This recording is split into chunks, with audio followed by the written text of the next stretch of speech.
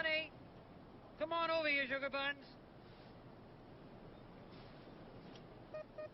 This machine just called me an asshole.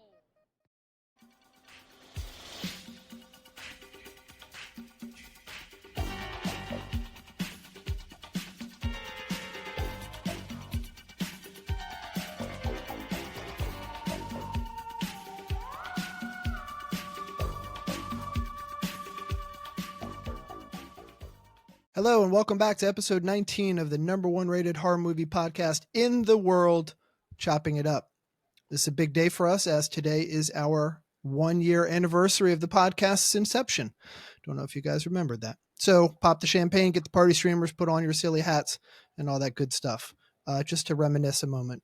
Joel and I kicked it off this time to the day 1 year ago where we covered George A. Romero's Dawn of the Dead and the 2004 Zack Snyder remake by the same name. The Romero thing sort of brings us full circle, actually, as we record this on the 1 year anniversary, as he was intimately involved in the making of this episode's movie and really shepherded Stephen King through the directorial process at points, acting as a ghost director, essentially. But first, I really want to thank everyone involved in this podcast because without you guys, this thing never happens. Big shout out to ex-executive producer turned CEO of Chopping It Up, Jay. Your technical expertise were instrumental in helping the show get off the ground, and your humor and wit are sorely missed on co-hosting duties. Jeannie, personal thanks to you for stepping in seamlessly and picking up so many duties, wearing a bunch of different hats in the service of the podcast. Hugely appreciated. And the wild child, the loose cannon, the untamed beast, powered by the unwashed masses of sled heads, Michael Sled himself. We need those contrarian takes. We need the humor, and I really appreciate you being here. And of course, my man, 50 grand, my big homie, my day one, Mr. Joel Reeves. He does the number crunching and keeps everyone grounded on the show. And of course, I want to thank each and every one of our listeners out there. I hope you get a good chuckle out of our movie choices and you hope you enjoy our conversations. So thanks to all. And here's to 1 year and hopefully many more to come. Okay, this week we're returning to our campy schlock horror roots as we review Stephen King's 1986 movie Maximum Overdrive, and we pair that with the 1997 Canadian remake Trucks. Both films draw from the same source material, King's 1973 eponymous short story Trucks. Once again, I'm your host, Jesse Goodman. He couldn't find his ass with his thumb if you gave him 3 tries. Co-host Joel Reeves joins us. He had to get born again because nobody liked him the first time around. Co-host and intrepid field reporter Michael Sled is here. If she's lying, she's flying, and her feet ain't left the ground. Executive producer and co-host Miss Jeannie Simone also joins us. All right, guys, order some eggs and scrapple, take a big whiff of that diesel fuel, and settle in at the Dixie Boy truck stop, and let's get to it. All right. First impressions, meat cleaver ratings, a scale of 1 to 5, obviously 5 being the best, 1 being the worst. Let's go ahead and have Sled lead off. I'll go second, Joel, and then Jeannie, you bring up the rear. What did you think, Sled? Well, so Maximum Overdrive, I think came away thinking Maximum Overdrive was a slightly better movie than I remember thinking it was. I mean, I always enjoyed it, but I think it's not as bad good as I remember. I mean, it's still as bad good, but it's not as bad, I guess I'd say. So I think I'd give it 3.5.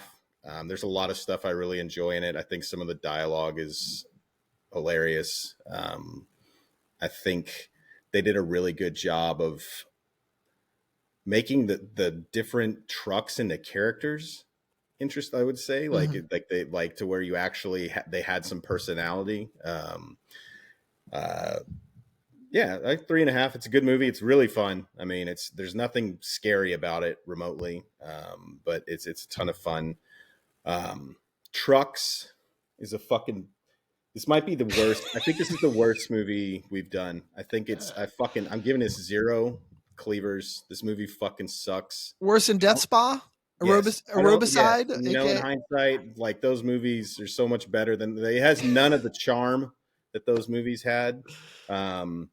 This movie is totally fucking why make this fucking movie? Why make this movie? That's what I don't understand.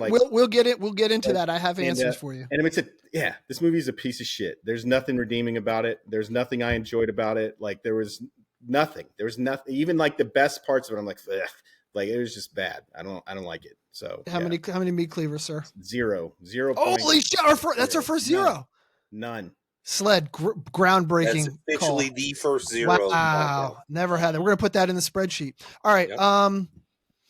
For me, I'll start with Maximum Overdrive 2. I like you, Sled. I unabashedly love this film. And in listening to a lot of the other podcasts, like for research, like I do reading coming up, it takes a lot of heat for being really bad, but it's not. It's just the perfect unintentional camp, and everyone involved is taking it seriously enough and doing their best, which is precisely why it works. Pure unfettered 80s tripe, and I'm here for it. Emilio Estevez looks like I have it in my notes and I just wrote it here verbatim. Emilio Estevez looks like a mouse with pink eyes. Wanda June is off her meds. Bible guy just stringing together curse words like it's the first time he's spoken English. It's all too good, and I'm just excited to break this one down. I gave it 3.890001 meat cleavers.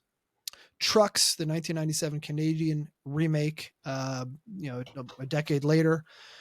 There was a bit, and I told Joel that I gave Joel the spoiler from. There was a bit from the old Eddie Murphy Raw. If any of our listeners are old people like us, that was like the, seminal Eddie Murphy stand-up stuff that you ever saw, Raw. And in that bit, he comes up to his mom, and everyone else has McDonald's, and he wants McDonald's. So he comes up to his mom, Mom, I want McDonald's, and she's like, because they're poor and, they don't have the money. And she's like, you want McDonald's? Like, you know what? I'll make you a burger at home. It'll be better than McDonald's, and it's like on fucking square Wonder Bread, and it's just terrible, right? It's juices running down. It's it's not a flat burger, right? Anyways, all I could think of was, Mama, I want Maximum Overdrive. Baby, we got Maximum Overdrive at home. That's what you're looking at with Trucks, is the fucking homemade McDonald's cheeseburger. It's not a Big Mac. It's terrible. Everything about it is wrong and obtuse and wrong-footed. It's just bootleg. And it's shot in Canada in like a fucking gorge or a ravine or quarry, or it looks awful cinematically. It just looks awful. Everything is like, you're telling bleached. me that wasn't actually Nevada? It was. they say Detroit, just like where I've been in Nevada by Area 51. It's it's literally Manitoba, I think. But everyone's acting like they're zonked on Valium, and the kills are just whack. It's really low budget. Nothing looks particularly good. The pacing is all over the place. The twist ending, which I'm sure we'll get into later, brings it up a hair for me. I gave it 1.690999 meat cleavers. Oh boy. Let's go, Joel. So I like Maximum Overdrive. I do. I own the soundtrack, right? Like I was a big AC/DC fan. I was gonna say, you got full disclosure. You're in the tank for AC/DC. I am. Always have been. So I'm a huge AC/DC fan, also. Every time it comes on in the background, I get entirely too excited. I'm just enjoying myself too much. It's not a good movie in any real sense, but it reeks of Stephen King, the 80s, cocaine, right? Like it's just, it's a fun mess, right? Like, and people are doing a better job acting than this movie probably deserves. So I gave it a 3.5. Right, like I think Michael's 3.5. What? We got to build our brand here. 3.5 cleavers. Thank you, sir. I almost said machetes. Jesse would have used a machete on me. But Trucks is the. I actually said to my wife, I wonder if, and she was like, "You need to write that down." I wonder if you can run this on 1.5 speed. Right, just to get through it faster. I mean, like, it was so bad. I've never fallen asleep in a horror movie in my life. I fell asleep in this. I had to rewatch it because I woke up and I was at the end of the movie. I had to rewatch the last half hour. It's atrocious. I'm gonna give it, let's see, a 0.1 because we almost had 2 zeros. Okay, go ahead. It's technically a movie. Yeah. So I'm going to give it something, right? Although it was terrible made for TV movie. So. Jeannie, what you got? All right. Well, I had just recently watched Maximum Overdrive in like October, so I was watching it again, and I just think it really, like a lot of y'all said, it really captured the 80s very well. Setting it in North Carolina really gave it that good old boy Bubba and the Bible salesman, that vibe. They were just really like the somebody else had mentioned the trucks had like each truck was like its own character, Right. and it was just ridiculous. It was like pure camp, like I love. I'm gonna give it a 3.2. Trucks, I'm with you, Joel. I fell asleep. I told Joel I watched it because they were both free on Tubi. I watched Trucks 5 times and I fell asleep 3 times. That's not a ringing endorsement. Yeah, it felt like it was trying to be like a serious movie. Right? Oh, but yeah. then they were like all over the place. Like they took the machines becoming sentient. I can't ever say that word. Like to the next level. Like even the toy trucks, and my favorite scene we'll get to. Right. Even like the toy trucks were turning into killing machines. Yeah. And then the one shot, I just kept thinking of Iowa. Like there's that one they kept doing the same shot of like the truck on like the highway, and it just looked like Iowa. I also kept forgetting like where it was set. Yeah. Well, there's some argument about that, discussion about that. Is it Nevada? Is it Arizona? Because they mention Area 51, but then someone says they make a pejorative comment about Nevada or New Mexico. And it's like, basically you have to go process of elimination. I believe it's Arizona is where I think it's supposed to be set. Like I was really confused where it was set. It definitely had that Canadian vibe, that Canadian Ottawa. I like, and like the married couple that came in, like I couldn't tell if they hated each other or that was just foreplay. Cause like they were like, it was both. Yeah. It was a bit of both. Yeah. Yeah. They got turned on by Yeah. My second favorite scene was when they were like Lunar, and he Provence, Lunar. Yes, beautiful. Yeah, that always was gets actually me. kind Always of gets me hot. amusing. All right. Wait, I'm gonna give Trucks. 1.05. Wow, Okay. this may be in aggregate Strong our rating. lowest. It's got to be the lowest. I will look. I like camp with my bad movies. Yeah, no, yeah, and this was where you can get the camp, like I said, for Maximum Overdrive, is that everyone's trying their hardest, and some things land awkwardly and they're funny to you. Yeah. This, everyone tried their hardest, and it evoked nothing from you. You didn't want to laugh, you didn't want to scream. You're just like, they sucked all the joy out of it. There's it did. joy All in it. Jeannie, what did you do for Maximum Overdrive? What was it again? 3.2. 3.2. So yes, I'm here to tell you I've done the calculations. He crunched Trucks the numbers is fast. officially the worst film Holy we shit. have ever looked at. Guys, this does not bode well for our 2 Canadian listeners. This is really, we got to step it up. All right, let's go. We're going to move right into Joel's movie stats. He's going to provide us with all the background information on the movies in terms of cast and crew and, gross and domestic, international, all that stuff with money. Shooting locations, year filmed, all the good shit. But before we do that, Jeannie, Miss Executive Producer, we need you ready on the button for the... I'm not ready. Oh, no, you need to get yourself queued up. See, that's why I always remind you, because I know, and by the way, our CEO, Jay, he's mentioned that you might be like on probationary status at this point. Wait, I can't remember how to do it. We could filibuster if you want, or you know what? We could go right in without the music if you want to do that. Joel, you got all your notes lined up? I'm ready. Wait. Oh, wait. I got it. All right, you ready? I'll tell you when. Hold on. Okay. Hold on. Stats intro, right? Yes. Okay. Yes. Okay.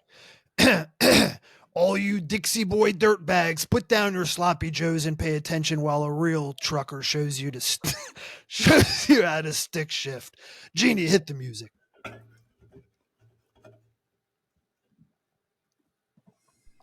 Today, woman. No.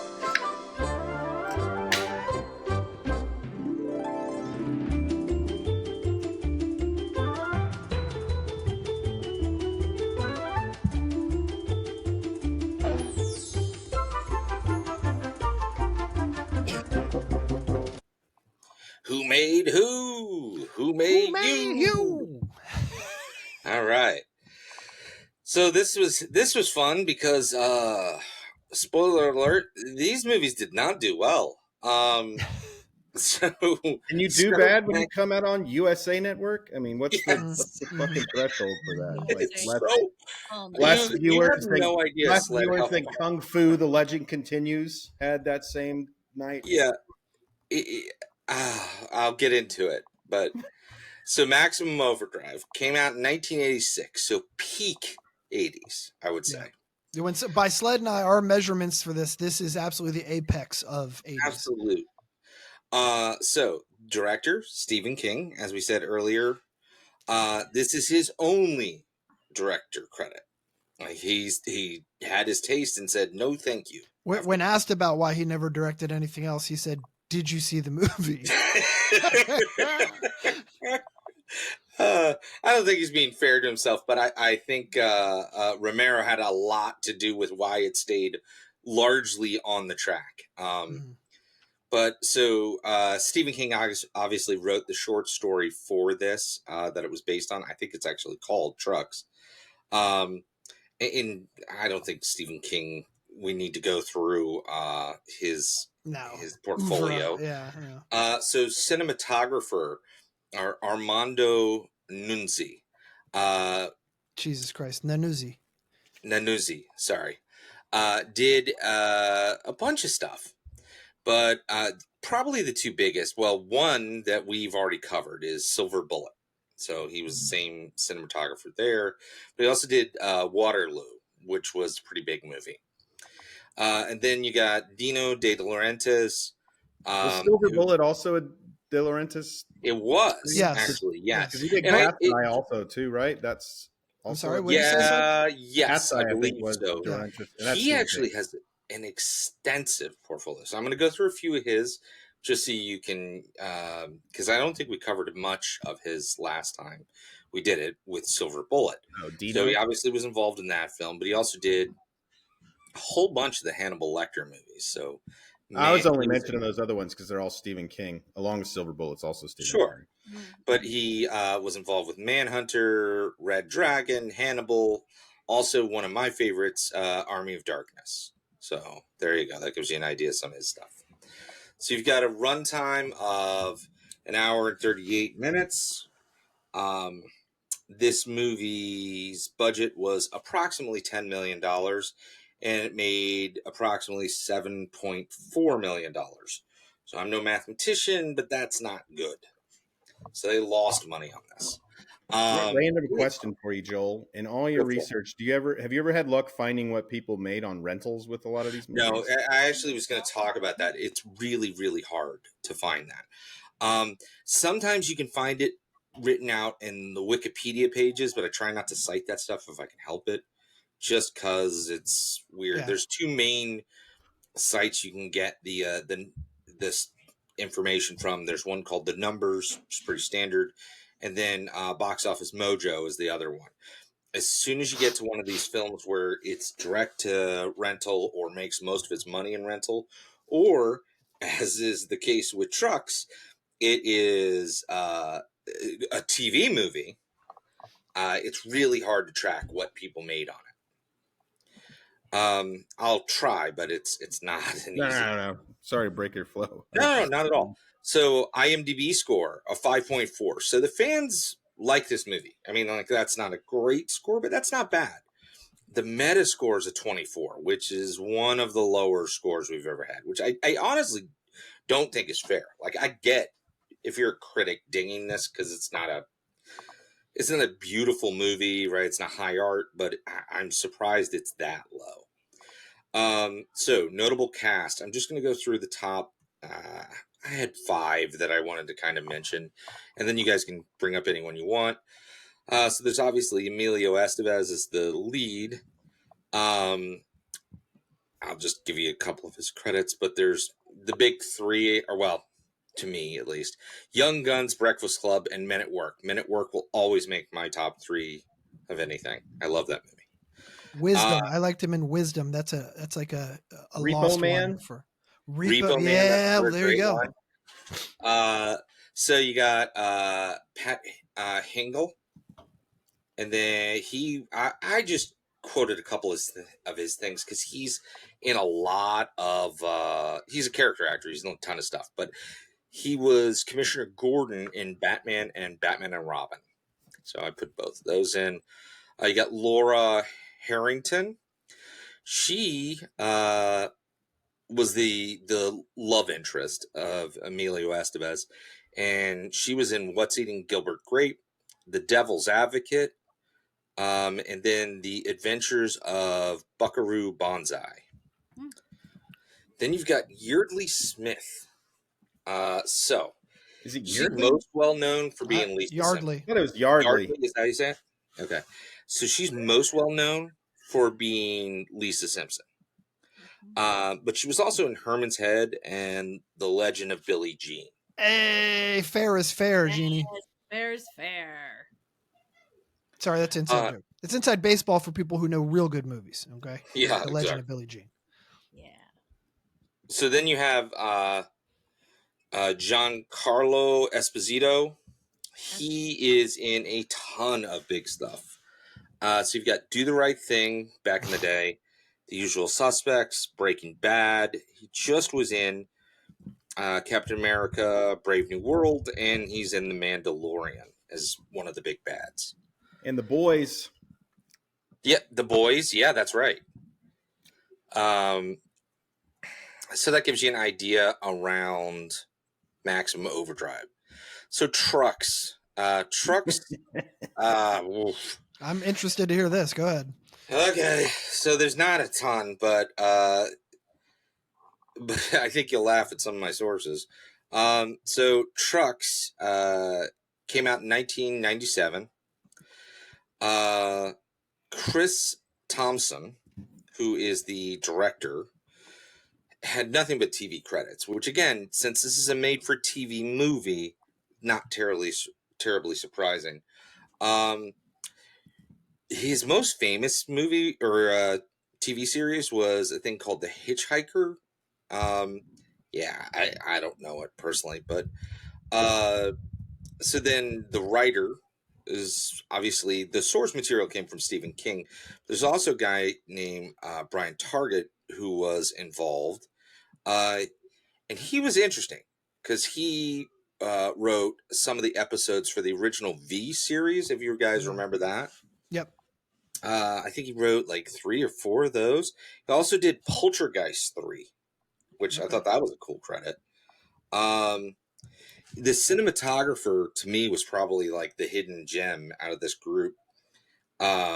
He worked on the new Creepshow TV series that's been running from 2019 to 2023, and he did Halloween 5. And I actually thought the cinematography wasn't that bad. So the wait. Can you hear me? Yeah, I can hear you. I said, is the new Creepshow series good? I've heard it's really good. I have not seen it though. And then the producers were, there was not a lot in the producers because I don't think they needed to pull together a lot of money to make this, so they don't have major producers in this. One of the guys was named Greg Griffin, and he had semi-interesting credits in that he worked on some projects. One of the projects he worked on is he was crew for the Mighty Ducks, which is a weird Emilio Estevez connection. And then he also was the major producer for Ice Road Truckers, the series. So this movie's an hour and 35 minutes long, which feels like about 7.5 hours long. I have no idea what the budget was, but since it never left that quarry, as far as I could tell, they weren't paying much for location. Gross, no idea. It was released on USA Network, as Michael said. It got a 3.9 on its IMDb score. So even like just regular people did not like this movie. And there is no Metascore, but I did find that TV Guide gave it a 2 out of 4 stars. Well, shit. Fuck. All That's right. the best I could find. We rolled through. Oh, go ahead. No, Joel. no, Is that it? it's fine. So then I've got the actors. Yeah. So I'm just going to do the top 3 because they were Okay. the only ones I thought that had really interesting credits, but maybe I missed something. Mhm. So it's Timothy Busfield. Jesse remembered this one. I did not remember that he was Poindexter from Revenge of the Nerds. Absolutely, man. I think he's more well known as the guy from 30-something. Never saw it. Yeah, well, we were kids when that show came out, but it was like a big yuppie show.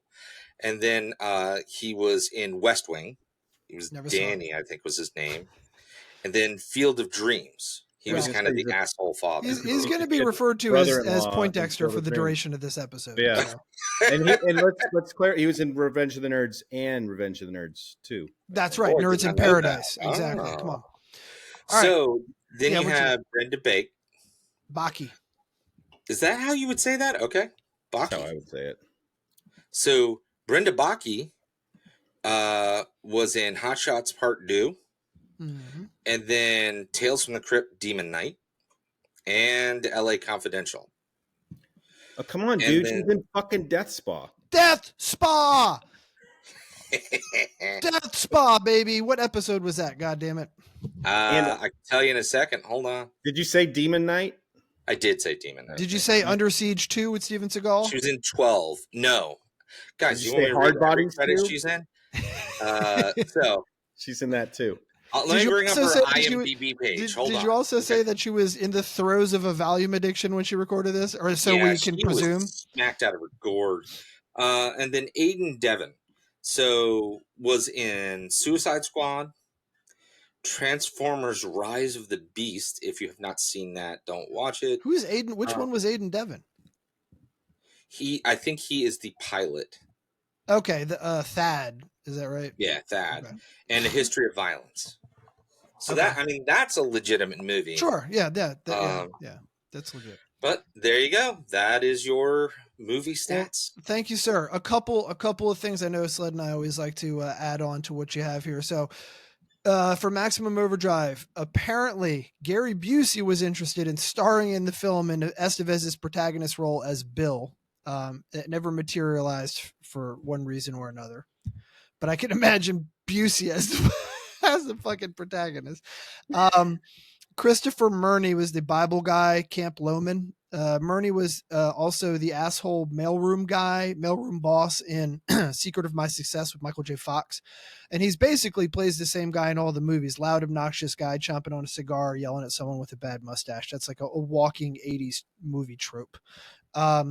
Stephen King did not want Emilio Estevez as Bill and as the protagonist.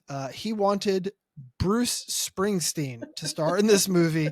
And he actually, the word is from what you read, when he couldn't get his way, he ended up pouting and became detached on the set for the duration of filming because he could not get Bruce in there. I can't imagine what that would have been like. I have no idea. It may have been better in a weird, like, camp way, but I fucking hate Bruce Springsteen. Who do you hate the boss for? His music sucks, and I bet he would suck worse as an actor. Jesus Christ! Wow, you got hot takes. Brett, the woman lead, the protagonist with the love interest for Emilio Estevez, Laura Harrington, as Joel mentioned, was in Devil's Advocate. But I feel like it bears some clarification here that she was the devil, Al Pacino's daughter, the curly redhead who's smoking the cigarette at the end, who seduces Keanu Reeves, which I think was her brother. I don't know. Oh, no. That was not am I her. fucking? No, What? she was the one testifying in the trial, I thought. No, that redheaded daughter's way too young. Yeah, the one testifying in the We're gonna in get the to the bottom of this trial. right now. I don't think she was a big part in the Devil's Advocate. Yeah, that's what I'm saying. She's the one testifying against like not Gene Hackman. What's the guy from Coach's name? Carl No, Carl. Just naming dead actors. Just dead actor. They can't defend themselves. Wait, oh, you're right. Wait, which one has she got short brown hair? I don't She's remember. got short brown hair. She was the really hot one. Is it in the really beginning? No, the very dude, she's like beginning, redheaded. No, that's her. She's a redhead. She's in the elevator making out with another woman. That's her. She is not the sister in Devil's Advocate. There's no fucking way. What are you talking about? Look up I'm looking at it right now. That's her. That's Laura Harris. Let's look at it right here. I didn't. Sorry to our listeners. This is what happens in real life. This is why Connie Nielsen is that lady's name. Dude, look. No way, dude.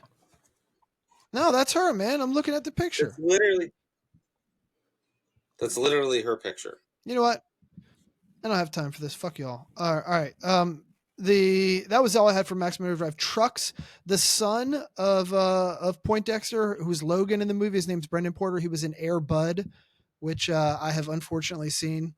Brenda Baki, as we referenced already, Under Siege 2 and Death Spa, another CIU classic episode. Brian Haggart, the writer, like you said, was in V.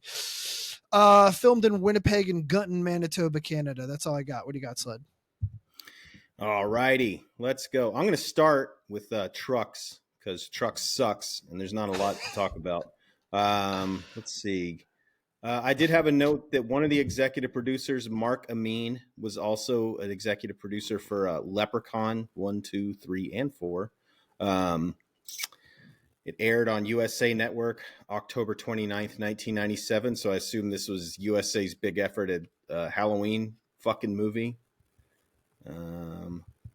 You mentioned Timothy Busfield. I had a note that at 35, he signed as a pitcher with the semi-pro Sacramento Smokies. Poindexter did? 3 acting jobs through the year 2000, and he had a 30-12 record. I don't know what kind of semi-pro they were. When I looked them up, they didn't have like an A classification next to them, so I don't know how, whatever. Mentioned Brenda Baki, who, by the way, I think was the hottest chick, and that maybe I'll get, maybe I should bump up this movie to 0.5 stars because she was hotter than any of the chicks in Maximum Overdrive, but that would be the only redeeming feature. Brendan Fletcher, I had him down in it as Logan Porter. I noted that he was in Freddy versus Jason, The Revenant, that's right. Violent Night, but I don't know who the fuck he is.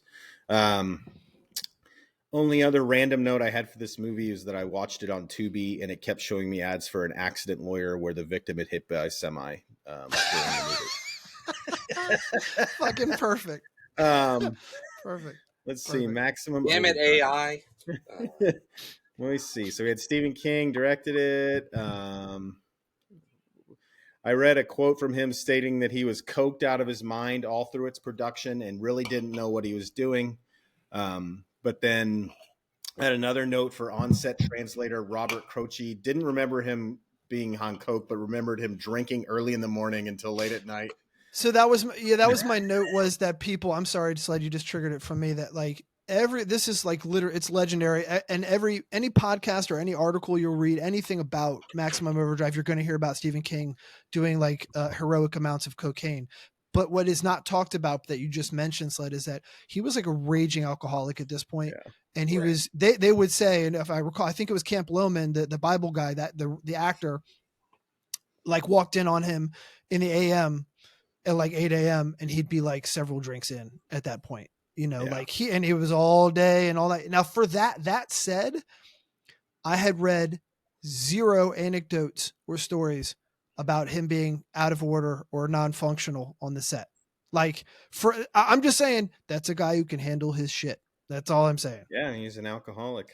I mean, this is around when he's writing It, I think also. I had that in my notes. Yeah. He would be like checked out like during the scenes writing It. That's crazy. So he's drunk. Filmed in North Carolina because I guess De Laurentiis operated a large studio complex in the area because there's a right to work state, meaning he could hire non-union crews, which greatly cut down on production costs. Yep. There's also I just want to say that so when we talked about Silver Bullet earlier, that's why they're both filmed in Wilmington, North Carolina, because of De Laurentiis's, I believe it's like 50 square acres. It's a legitimately huge lot.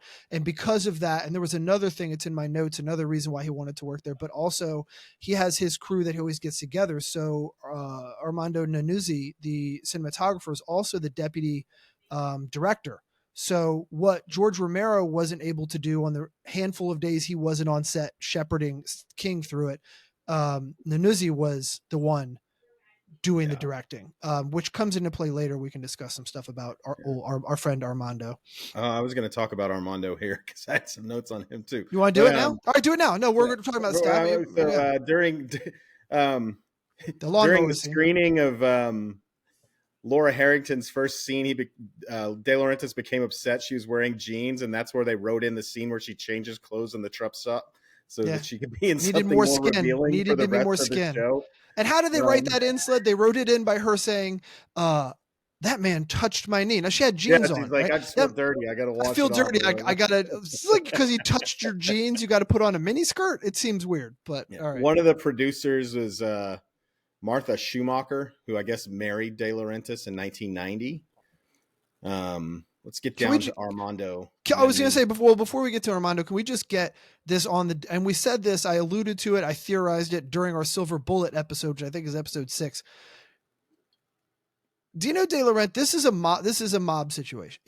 Like all of these fucking Italians. There was a Capone on the credits. I didn't see who he actually was. This is a mob situation. I really do think, and I'm going to have to dig on it, but to clarify though, we are a radically pro-mafia. We love the mafia here. That's right. We would never disparage them. Like there's nothing wrong with it being a mobbed up. So De Laurentiis was actually Italian though, right? Like Italian. Yeah. I heard his name. Yeah. No, but I mean, he wasn't like a fucking New York WAP. He was actually no. These are like legitimate. Well, so they didn't. Nanuzzi doesn't. Speaking of the cinematographer, didn't speak fucking English. They had a translator on set. We're talking real Italian stuff here. Yeah, they did Italian films, like films while they were in Italy. Right. This was a money grab for them, and like you said, Sled, that's one thing that was actually legal. The other stuff they're doing is like semi-legal at best. But let's get into Nanuzzi as the So the thing I noticed on the thing that I liked the most about it was that so while they were shooting the lawnmower scene, I guess Stephen King insisted on having a functional blade on the lawnmower, even though everyone else wanted him to take it off. Terrible idea. And then Nanuzzi said, I'm the cinematographer. No one's going to see the blades in this scene. It doesn't matter. And so a large splinter of wood blew out of it at some point and lodged in Nanuzzi's eye. So Nanuzzi lost an eye from this movie. Like he had to go to the hospital. They airlifted him out. They airlifted him out. And guess what? You know what he did? He sued them for a bunch of money, and he sued everybody, and then later settled. Well, he let's see. He came. Well, he's a cinematographer, so I do suspect that having one eye can cause problems. Well, we have no depth. You have no depth perception. How can you be a good cinematographer? But he was airlifted out, and he came back the next day with an eye patch on and finished fucking the movie. And then eventually, through several surgeries and all that kind of thing, they realized he would never have sight in that eye. He filed a civil suit for $18 million in damages. He was awarded $975,000. That's it. Which they settled. They must have settled for something. Yeah. That's what they settled for. Oh, that was it. Anyways. Okay. Did you have more on the Nanuzzi before or do you want to wait? No. After that, he put out a hit on. No, he didn't. No, that didn't happen. Go ahead, the editor, Evan Lotman. I guess he was one of the editors on The Exorcist. Random thing. I don't know. I read a long thing about how they didn't want, from the gaffer, about how they didn't want to let Stephen King on the set when they first got there because no one believed he was actually the writer. We already mentioned AC/DC. Do y'all have a favorite AC/DC song off of Who Made Who? Because Who Made Who is the soundtrack album for them. Well, they I would say Ride On, but that's that your is favorite? Yeah, I think so. Okay. But that is Bon Scott singing, not Brian Johnson. So Oh, what, they salvaged it off or like an old album or something? Dude, if you look, I did this because I have like a whole AC/DC section in my notes. Because I just was like, I know where this movie's going. So I just started taking notes on what was going on with the soundtrack. Yeah, most of the songs are from other albums. The only, Okay. I mean, there's probably a couple original, but the big original one is Who Made Who. That's really it. well, I'm not an AC/DC fan. I mean, whatever the stuff that used to come on the radio back in the old days when the radio would be playing in your car, I liked whatever would come on. But I actually like Ride On as my favorite as well. And it's funny because again, Joel knew it better than me. And, Joel and I go back many years. We filmed a movie some winter break during high school. It was like snowed in and we decided to make a horror movie, and it was called Night Prowler. And the closing scene of Night Prowler, Joel being the murderer, of course, walking off into the distance down this empty road, snow everywhere. And the song he put on it is what he said, this would be a great song to close with, was Ride On.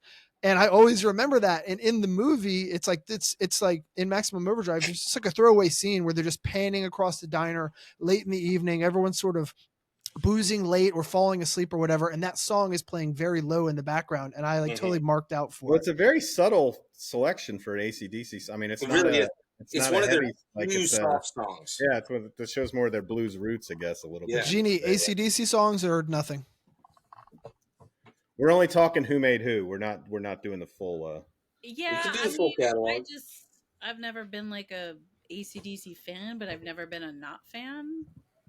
Yeah, it's like if they came on the radio, like I was saying. Yeah. Like that's acceptable. So my favorite songs off of this are "You Shook Me All Night Long" and "For Those About to Rock." But I don't know. Yeah, For Those About to Rock. I don't know if those are even from this album originally. I mean, yeah, no, they're not. You're right. Yeah. So, all right, both great songs though. Although my understanding is Who Made Who was a bit of a renaissance for AC/DC at the time. Yeah, I bought the album, so that tells you something. All right, let's move to the general discussion. Oh, come on. Did you have more? What do you got? All right, go ahead, Sled. Let me run through it real quick. Christopher Murney, who you mentioned, is Camp Loman, the Bible sales guy. He was also the villain, video arcade mogul Eddie Arcadian in The Last Dragon. So I don't know if you all know that movie. The Last Dragon. Yes, familiar with that? It's been a lot of years though, and I'm no connoisseur. Well, go back and watch it. And then Marla Maples is the second one. She's the chick in the car on the bridge that gets smashed in the with the watermelon. The watermelon. That's right. Marla Maples. That's right. Joel, Marla Maples, ex of Donald Trump. No. Yeah, that's right. You pointed that out actually earlier. I totally forgot. And the crazy thing is, I don't think those watermelons would kill you. I think it would just be like, "Oh, damn it, a watermelon hit me." Well, that whole scene, the opening bridge, the drawbridge scene, it violates every law of gravity, physics. It just doesn't. None of it makes sense. I feel like, how much do you think that scene cost? Like, I know the whole budget was $9 million. When I was watching, I was like, this must have been like most of the budget was doing this fucking scene. Like the trucks falling into the goddamn river and like just even like co-opting the use of that thing. Yeah. There were a lot of practical effects in this movie. Which I appreciate. All right. You got any more, Sled? We got to roll. No, that's all I got for that. Oh, I'm glad you mentioned the Marlon Maples. We almost missed that one. All right. General discussion here. We can go anywhere with it. We can all jump in. Can I kick off with one thought? Yeah, let's go. Lose it. Yeah. This is my biggest one out of this. It is, I told Jesse this a little. I don't think that there is a better comparison of American and Canadian culture than looking at these two movies. Through that lens, yeah. Through that lens. And let me explain. So, well, just first, really quick, you have Emilio Estevez's character in the American version is an ex-con. He's our hero, right? In the Canadian version, Timothy whatever it is, Poindexter is a sweet widow, single father, right? He talked about the fuck they were living in Detroit that his wife was killed by a drive-by gang member? I have It's no idea. 1997, But right? again, Yeah. that is like the it's like a critique of the Canadians on Americans, right? Like they're Right. like looking, They're like, and then so then you go, Jeannie, get this. gross. This was my favorite one. Is that one guy goes, "Hey, this is in trucks." You go into the basement in Maximum Overdrive, and there is a fucking arsenal, like a military style, hundreds of rifles and machine guns and so on, and up to and including a rocket launcher. You go over to trucks, and they say, one guy goes, "Do you have any weapons?" And the guy who's The like cook, the surly fry cook says, "The boss doesn't like guns." Right? And then and this is the last piece, I swear. They blow up most of the trucks in Maximum Overdrive, again, with the missile launcher.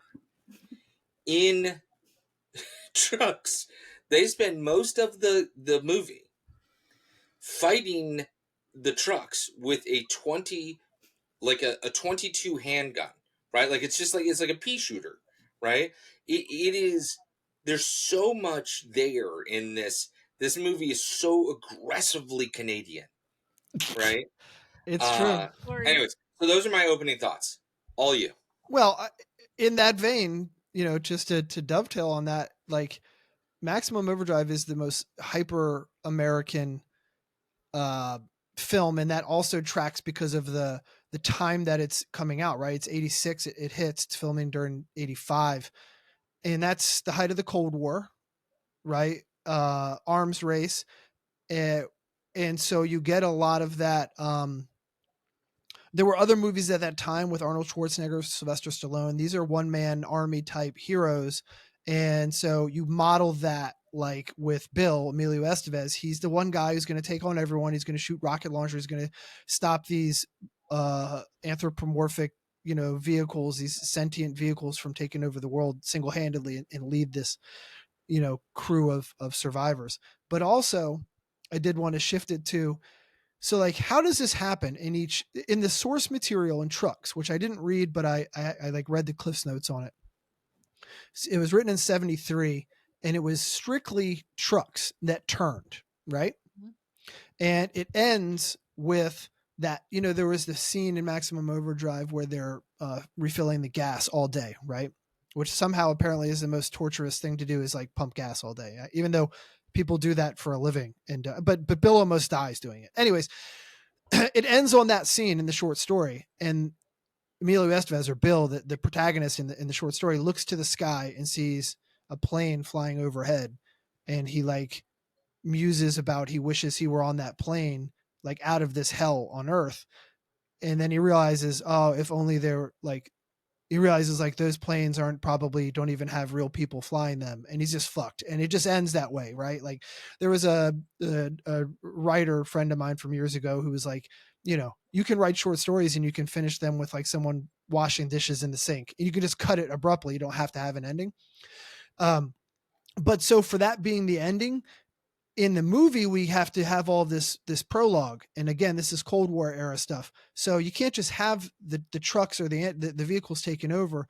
It has to be the Russians in their quote unquote, it's in quotes at the end, their satellite, which shoots down an alien ship. So you get that knock on. That was actually one of my least favorite. I felt like they terrible. It was supposed to to be a narration. It was supposed to be narrated, and they just instead just put the card up. And that brings us to actually the important thing about, from a plot device. Like it's a Deus Ex Machina. It's a tack on. It's like, you start out saying it's going to be in the fucking comet for 8 days, and then like it's like, well, fuck, wait. Let's get into that. What happens to these machines in both movies? Okay, so in Maximum Overdrive, all the machines become sentient. In Trucks, only trucks become sentient until the twist ending, which violates its own rules. So what causes this? In Maximum Overdrive, they, like you said, Sled, they give us the comet. They're in the tail of the comet for 8 days, however many hours and minutes, and that presumably we're led to believe is like what's causing all of these machines to malfunction, But then Bill gives an explanation in what seems like a throwaway scene. He's like lounging with the love interest with the road twitch, Laura Harrington, Brett in the movie. And he's like, it's the broom. And so we'll call it the broom theory, which do you even remember that, Jeannie? Did you gloss right over that? Yeah. So he says it's the fact that they're like having sex when all of this is happening. Well, they have to, and they're having sex in like the back room of a truck stop where there's like plastered full on, not just naked, not just breasts, but like bush and like landing strips all over the walls in this place. Anyways, so Bill gives the explanation. It's the broom. He's like, it's aliens, interstellar space cleaners that they send down to like sweep any existing life off the planet so that they can take over the planet. Right. And that's what he calls the broom theory. Now that sounds very Stephen King, right? Like that's actually what King probably wanted to get at. And so, well, it was like, I hated that scene actually, because it felt so like inserted. What the fuck would make this goober at the gas station even like be like thinking about this? Seemed like, well, how would he know? The aliens weren't even introduced as a thing until afterwards. So they're not introduced at all in the movie, right? Yeah. Until the sign at the end. More believable. But then, so my question is this: then what? So the meteor, the comet, the tail of the Rhea M comet was a pure red herring. It had nothing to do with these things malfunctioning, or were the aliens hiding in the tail of the comet, or used the powers of the comet that made things malfunction to comet? It gave them powers to commandeer. Well, they did say the UFO was hiding in the comet, so it's, or at least in the end. So that's like as the comet. And I know. Well, that's what I'm saying. I hate that part of it. They should have just left it as the comet. Right. Like they should have. Well, that's so that enough, right? Because to me, real horror always has that small little sliver of like it could possibly be true, right? And so I think if they were like, yes, the comet tail, almost like the solar flares that we've had with like where the aurora borealis comes down, like that. Once you get into aliens, it's kind of like okay. Well, we had, and then in trucks, we got to compare and contrast here. Trucks faints at like explaining it via a chemical spill, a government chemical spill, which they talk about, which actually leads to maybe the second best kill in the movie, which we'll get to. They talk about aliens because they reference Area 51 over and over again. And the guy Thad, one of the characters, the dad with the divorced dad with his daughter, is like, oh, I used to, I was in the Air Force there. I used to fly shit in and out, and nothing's happening there.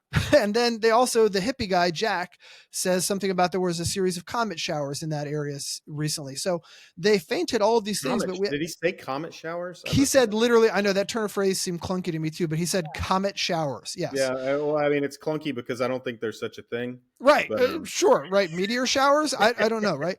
But he said that. And so, but then the movie doesn't give us anything on any of them, which is another. So we never have any idea why any of these things are malfunctioning. And then it pisses me off because there's something called, the Chekhov's gun, theory, where you introduce something seemingly unimportant and then it will come back at the end and it will be meaningful. Right. But they introduce. Where's the term Chekhov's gun come from? One of his stories that, like portends there's a gun and then it comes back into play later. I thought it had to do with like Star Wars and Chekhov. Original series. Oh no, not to my knowledge. Did you get that? Did you watch? But yes, Captain. But they do that. But they not nerdy enough. I don't watch. Well, not that you're a nerd, Joel, because I watch Star Wars also. Yeah, no, he's a nerd. He's a nerd. I am. Well, yeah, I mean, I'm a nerd also. I'm just wouldn't try to be insulting. Well, in any event, so we got the ostensible reason for why these things are happening, and now we can get into, and I wanted to really, this is something I need a lot of input on here. Sled, I'm going to lean on you heavily for this. Well, Joel, you too. Oh, fuck it, all of you, because I'm an idiot. So why we're going into we're discussing why they happened? Well, yeah, but do you want to keep going on that? No, go ahead. I was gonna go to another thing, which is because this is so inconsistent throughout both movies. What constitutes a machine? Well, yeah, I mean, that was one of the things that got me, is like it's very inconsistent on what exactly gets possessed, right? Like, I mean, really inconsistent. Now I have to admit then my recollections of Trucks are worse than Maximum Overdrive because it was so hard to watch. But like, yeah, like even in Maximum Overdrive, so I'm going to refer to it a lot, but it's like the guy, like the knife, right? Like Yes. that would be Right. one example. Like this thing acts up. And that's so random. Like, why would that thing? Like, And then, like, do you have a list of things that you wrote down? Yeah, of, like, yeah, I stuff where got it's you. like, why is this guy Yeah. fucking working? Yeah, Why here we is go. this still working? So it said right? you got a guns, cars, sprinklers, TVs, cigarette machines, electric knives, radios. How about the and then- newlyweds fucking car? Why is the newlyweds car still perfectly functioning, driving around? Even they're clearly recognized because they're being attacked, but their car's still functioning. And this truck has this too, where they're still driving and getting chased. So there was. I can't speak to Trucks, but I can speak to Maximum Overdrive via explanation for your question, which is early in the movie we hear on the radio, okay. Quote, machines apparently operating by themselves or under the direction of some agency we don't understand, right? And then it goes on to say some apparently are slower to awaken than others. So what we're getting, and by way, actually that device is funny because like a plot device, but well, it's a plot device to allow them to do these things inconsistently, but it also is introduced by that's an absolute Romero device, which he does all the time. He propels the plot through the radio or the TV or some media form, right? So we know really well. Yeah, because they're watching TV the whole goddamn time in trucks, aren't they? Like exactly. And so we know that King is too coked out of his head that day on filming, and Romero's like, all right, we need to move this along and explain why they can drive a car and this other they can drive a motorcycle and trucks, right? Yeah, and so here's where I got really nerdy with this. Right, I started like doodling it out, right? Because you got. Well, that's what I want. I want to know. Do you need a combustible engine? Like what internal combustion? I don't think there's a logic. I don't think there's a good logic. I think you would have to have. I think the only way it works sense. There would need to be like something with the seat. You could actually do a modern version that made more sense, where the only things that have like a CPU, like things that actually have some kind of computerized intelligence. And that's where it's messed up. Is that you have something that take the lawnmower, right? Lawnmower is a very simple machine, other than like or the machine gun. Take the machine gun. I was going to say they're using guns. This is my point: is that a lawnmower and a machine gun, in principle, have a lot in common. They're mechanical and they have a chemical reaction that triggers it, right? Yeah. Like, and that's it. Like, there's no way you can load to Michael's point. Like with a computer, you can load something invasive into it, right? A virus, and make it do something that it's not supposed to do. You can't really do that with something that's mechanical or driven by a chemical reaction, right? It only does what it's supposed to do, or it's broken. Right, so it doesn't make any sense. The back of the truck, the freezer truck in Trucks, and the asshole trucker who makes a pass at Brenda Baki, and he gets in his truck and drives off, and he's like, something's wrong with the back of his truck, so he checks it out. The actual door closes on him, and the latch closes, presumably because the truck is doing that itself. The latch is a physical. There's no machine mechanical. There's operation, and so I'm like, what are we talking about here? The hazmat suit attack you then, right? Let's get into that. So the hazmat suit, you got. Well, I'll set it up for. I'll tee it up for you, Sled, and then you take it. In Trucks, they have a couple of government workers who are coming to handle the chemical spill or the fire or whatever. And they're like, let's get in our suits, and then we'll go. They stop outside of where they can see it, the smoke rising. And so we'll get in there and we'll take care of it. Get in your suit, Sled. And then what happens? No, you go ahead. Oh, so I guess they have a suit hanging up that needs to be inflated. I don't know why it's even attached to a tube to be inflated. I assume what it is that it this is just based on what we're seeing, right? Is that it's putting oxygen in it in some way, right? And that's controlling its movements. Like, I mean, it inflates, unbeknownst to these two. One, the jabroni in front is behind the wheel. The other one's doing something. This suit inflates by itself and pops itself off, grabs an axe. It was just sitting around as axes do. and hacks the one dude to death, which is the second best kill in the movie. Well, I mean, I was going to save that for our kills, but yeah. Yeah. Well, anyway, so It's how way up there. Right? so how does that suit work? It doesn't work. It And I doesn't. thought, here's the Chekhov's gun.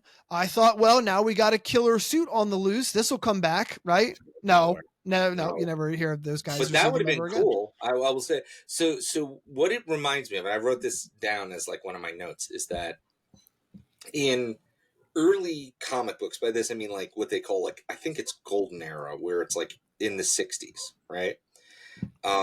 You have Magneto when he's introduced, and he's the master of magnetism. And I swear to God, whoever wrote the comics had no idea what magnetism meant, right? It's like it just was akin to magic, right? Like he could just fucking anything that he wanted to do, he could do because magnetism, right? And they've cleaned it up. Now it kind of makes sense, right? Like there has to be ferrous metal involved in some place, right? But that's what's happening here, and it's kind of good in Maximum Overdrive. It makes less than no sense in trucks, and I don't know why one works and one doesn't. But anyways, that's my read on it. Well, I mean, so no, go ahead, Slade. Go ahead, Slade.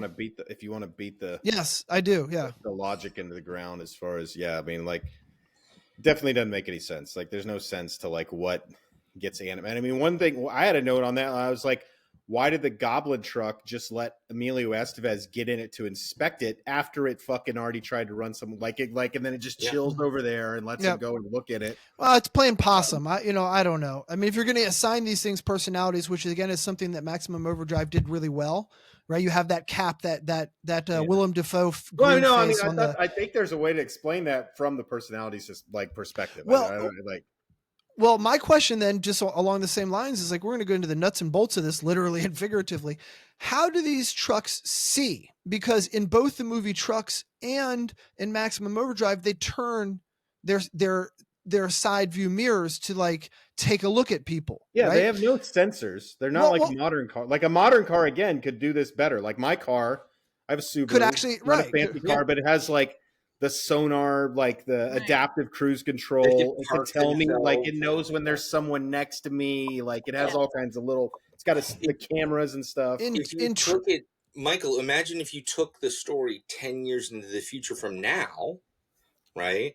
And you had cars like that where they're largely driving themselves. We're not going to call them cars. We're just going to call them Teslas. Well, two things off of that, Joel. Or Elons. We'll call them Elons. One is in Trucks, they explicitly show us that the headlights are the eyes, because when the fry cook, the fry cook shoots out with the pea shooter, the one headlight, it immediately loses it doesn't know where it's going. It drives into a ditch, right? It's like, I can't see about the movies that don't make any sense. Like, you definitely don't want to apply like a. You don't want to think too hard. Right. But I did think too hard. But also, so speaking of, like, this would be a great movie or source material to remake now. Yeah. Stephen King in 2020, as early as 2020, it had to have been before the pandemic broke out, because that sent everyone into hell and everything, especially shut down the movie industry particularly hard. But he wanted to remake this.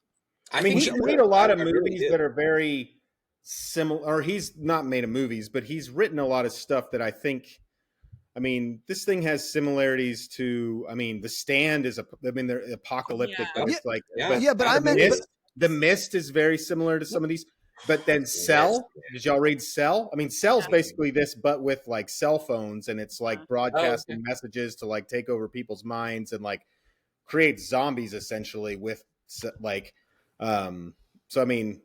I was thinking more along the lines of how I know his son Joe Hill was talking about remaking it in 2020, which I feel like that's probably like nepotism. But well, the idea is with access to all of the technology that we have now, it's much more omnipresent, and you make that now, and then you definitely have a scene where a guy gets his dick ripped off by a female robot that he's having sex with, right? Like, that has to happen. Just all sorts of crazy. Yeah, I mean, I think you could make it much scarier and more realistic if you were to do it now with the right budget, for sure. But I would also there's definitely been tons of movies where machines become iRobot, because I mean that it's like the whole the original 2000 Space Odyssey 2001, right? 2001. Yeah. I'm sorry, I can't do that, Hal. Yeah, I feel like that is like a trope that is out there, because I think that's probably, one of mankind's fear, right? Like Wanda Sue, like we made you, right? It's always kind of like that Frankenstein's monster then turning on the creator. You're absolutely right. I think that there's so many stories that are that way that retelling this would be easy. I mean, I have a question for you. Yeah, go ahead, Sled. So did you notice what date the planet entered the tail of the comet? what was it? And you're talking about who made who. Talk about Wanda June running out there. Who made who? You know when the tail entered the comet, or the planet entered the tail of the comet? When it entered the tail? Yeah, it was June 19th. You know what day that is? No. Juneteenth. Was Get this all? This Sled walked us right into this shit. Now I'm telling you, that's June 19th, 1987. That's when we entered the tail of the comet. That's when the machines came alive and started to revolt against us. Was this all just a metaphor for the end of slavery? I had some notes here. Come on now. I'm dead serious. I'm fucking telling you. That's a fucking day. Do you think they planned it? No, I don't think they planned it. But I thought it was humorous because I was like, why do they get so specific with the day when they're like, June 19th, 1987 at 9:47 Eastern Standard. Right. So I was like, is there something hidden? It was in there for 8 days, 5 hours. There's some weird. I mean, if we want to get into 23 seconds, we're not absent from the racial component here. There was a little bit of that interesting, which is sort of an antithetical to a standard King dynamic, because his stuff is usually set in the New England area, particularly Maine, right, where he knows where he's from and he knows what he's doing. But there is a dynamic of Southern politics here in North Carolina, like you said, and Bubba and all this stuff, how they dress, how they walk, how they act, how they speak, how they interact. Yeah. There's politics of race, class, and religion all mixed in here, right, with the Bible. So maybe salesman. The June 19th wasn't an accident? Well, I tell you what, one we overlooked here is the only black character in the movie, Frankie Faison. We didn't even name in the cast in the crew. I don't know, Giancarlo Esposito's. Yeah. Oh, yeah. All right, sure. But Frankie Faison is a name. He's from The Wire. He's the deputy commissioner. He's a big dude. He's in a lot of stuff. And they from Coming to America. That's my favorite role of his as the. Well, he's also, if you remember, he's landlord. He is the guy who guards Hannibal Lecter in all of the Hannibal Lecter. Silence of the Lambs? Wow, I didn't realize that. I did want to say the last thing, and I'll get off my high horse because we could have fun with it, but it's not entirely absent sociopolitical commentary, like I was talking about before, the height of the middle of the Cold War, the Reaganism, the Soviet Union, the weather satellite. It also has that action movie vibe, like I was talking about. In this case, it's not really explicit patriotism or nationalism, but it is us versus them. It is humans versus aliens, right? Or humans versus robots vis-a-vis aliens. There is the business of commerce and capitalism. And I wrote even a feint at the prison industrial complex, where you get Hendershot, the shithead skeevy boss, who tells Bill, Emilio Estevez, who's on probation, who's working the as a Why cook. Why does he keep calling him college boy? Because so here's the way. First of all, he says, hold on. He says, your ass belongs to me or it belongs to the state of North Carolina. And he's trying to rip him off of his pay. Work 10 hours, you only charge 8, and he skims off the top. Yeah, but yes, so why does he call him college boy? Because I was trying to crunch the numbers on this, Joel. How old do we think Bill's supposed to be in this movie? 22? Right, he's a young man. I think they're feigning like mid-20s, but so he's a college graduate. And he did time for a bank robbery in prison. Yeah. And he's now doing this. How old is he? He did all of this. He was really ahead of the game. He finished college early. To Emilio Estevez's credit, he was only 24 when this was made. So maybe he's supposed to be 24. I don't know. That's a pretty tight fit. But my bigger question is, why does Hendershot, the boss, he calls everyone Bubba, because this is some real redneck shit, right? Bubba. Why, he calls Bill Bubba, everyone except for his boy Jimmy, but he calls everyone else Bubba. And then you come to find out his name is Bubba. His name is Bubba Hendershot. I felt like I was having a stroke. I'm like, wait, what? Yeah. So you're the closest. Well, you and Sled are the closest thing we got to rednecks on this show. So can you explain this? Can either of you? I call my son Bubba. like I did when he was a baby, right? Like I call him Bubba, right? Just I don't know why. Yeah, but you don't call him Joel. But What if you called him name was Joel? Bubba, I wouldn't call him Bubba. That would be weird, right? I never Like, called that would anyone be weird. Bubba. Sled in Texas, did they fucking call people Bubba? I mean, I knew some people named Bubba, Right. Yeah. but I've never called anyone randomly Bubba. When I use the term Bubba, I usually use it as a Pejorative. pejorative towards that right? Bubba as Bubba as a group, you and an individual, but yeah. Shit. I did want to get out of the way because there's nowhere else to put it. The Hobgoblin truck, which I'm not a comic book guy or a cartoon or any of that It's stuff. a Green but Goblin. Yeah. Green Goblin. Did anyone else What'd you see call Willem it? Dafoe? The I Hobgoblin. said the Hobgoblin. I don't know why. I don't know where I got that from. But that was a bad guy from like Spider-Man, wasn't it? Yeah. Well, The I Green mean, Goblin, yeah. Green Goblin. That's just two different ones. That's I was a Spider-Man guy. Well, anyways, every time I looked, I could just see Willem Dafoe's face. Did you guys see that at all or no? well, I mean, he because did play he it. was the Green Goblin. Oh shit! I didn't even know that. He played that in the Spider-Man movie. Come on, are you fucking kidding me? No, I had no idea. I don't watch that shit. I'm not I a nerd. honestly thought you made that reference because you knew that. So you give me way too much credit. Well, we can explain a little bit about the gangster stuff I did because I have a note on the Dino De Laurentiis stuff. So you, Sled, you reference like why would like a USA movie, like why the fuck did this even happen? De Laurentiis owned the rights to the movie, and it bombed the first time, and he was having basically a fire sale because it didn't make any money. So someone wanted to use it again. He sold it to him for cheap. The idea initially was to have it be a series that they would run. Oh. And so this is why that movie feels so long and boring, because after they realized they couldn't sell it as a series, they tried to make it the USA made for TV movie. They crunched a lot of shit together. And somehow they just kept throwing like that. The mailman scene, the electrical worker scene at the end, all of those feel really incongruous, right? They just come out of nowhere. It's because they were like not in the movie. They just like filmed them and then cut them in and dropped them in to put together a movie. So De Laurentiis wanted to get paid off of that. So that was basically it. Well, that actually at least makes some sense and attaches some logic to why it exists. Yeah. There was also a cool question for you. Yeah. Did Curtis in Maximum Overdrive, remind you of Timothy Busfield in Trucks at all? Do you think that maybe Timothy Busfield survived Trucks and made it?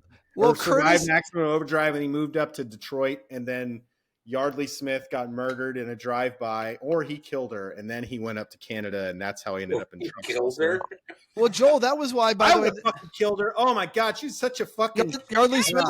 I'm not going to use the word that I would use. Yeah, don't you dare use that. He was just like on his ass while he's trying to save them. I gotta say that Yardley Smith and Wanda June, the actress played Wanda June, they both really went for it with their lines. Like whatever they were given as a script, it was like Yardley Smith was like, "Oh, I'll just be this irritating nag." On their day of that they were married, she's already a nag. I mean, Curtis is a weirdo because like that would be like, "Oh, can I follow you? You wanted to go watch her use the restroom?" Like that scene always bothered me even as a kid. Also, did you catch when there's kink? I don't want to. If someone has that kink, I guess I'm not dishing on it. But water sports are water sports, but they're all in the diner. Which, by the way, reminded me.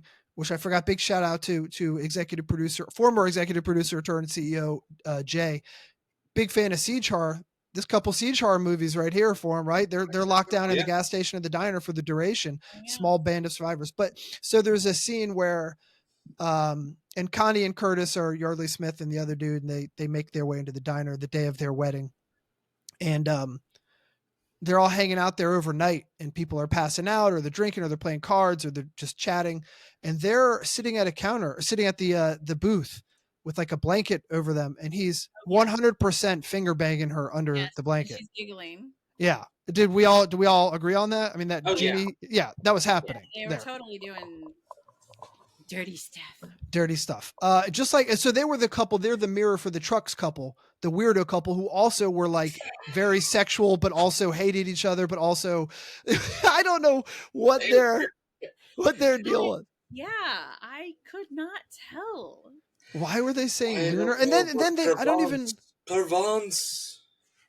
I don't. Yeah, I don't even know why that got them horny. But let's talk about trucks a little bit because there was a lot going on with trucks. So we There have really wasn't. Was there?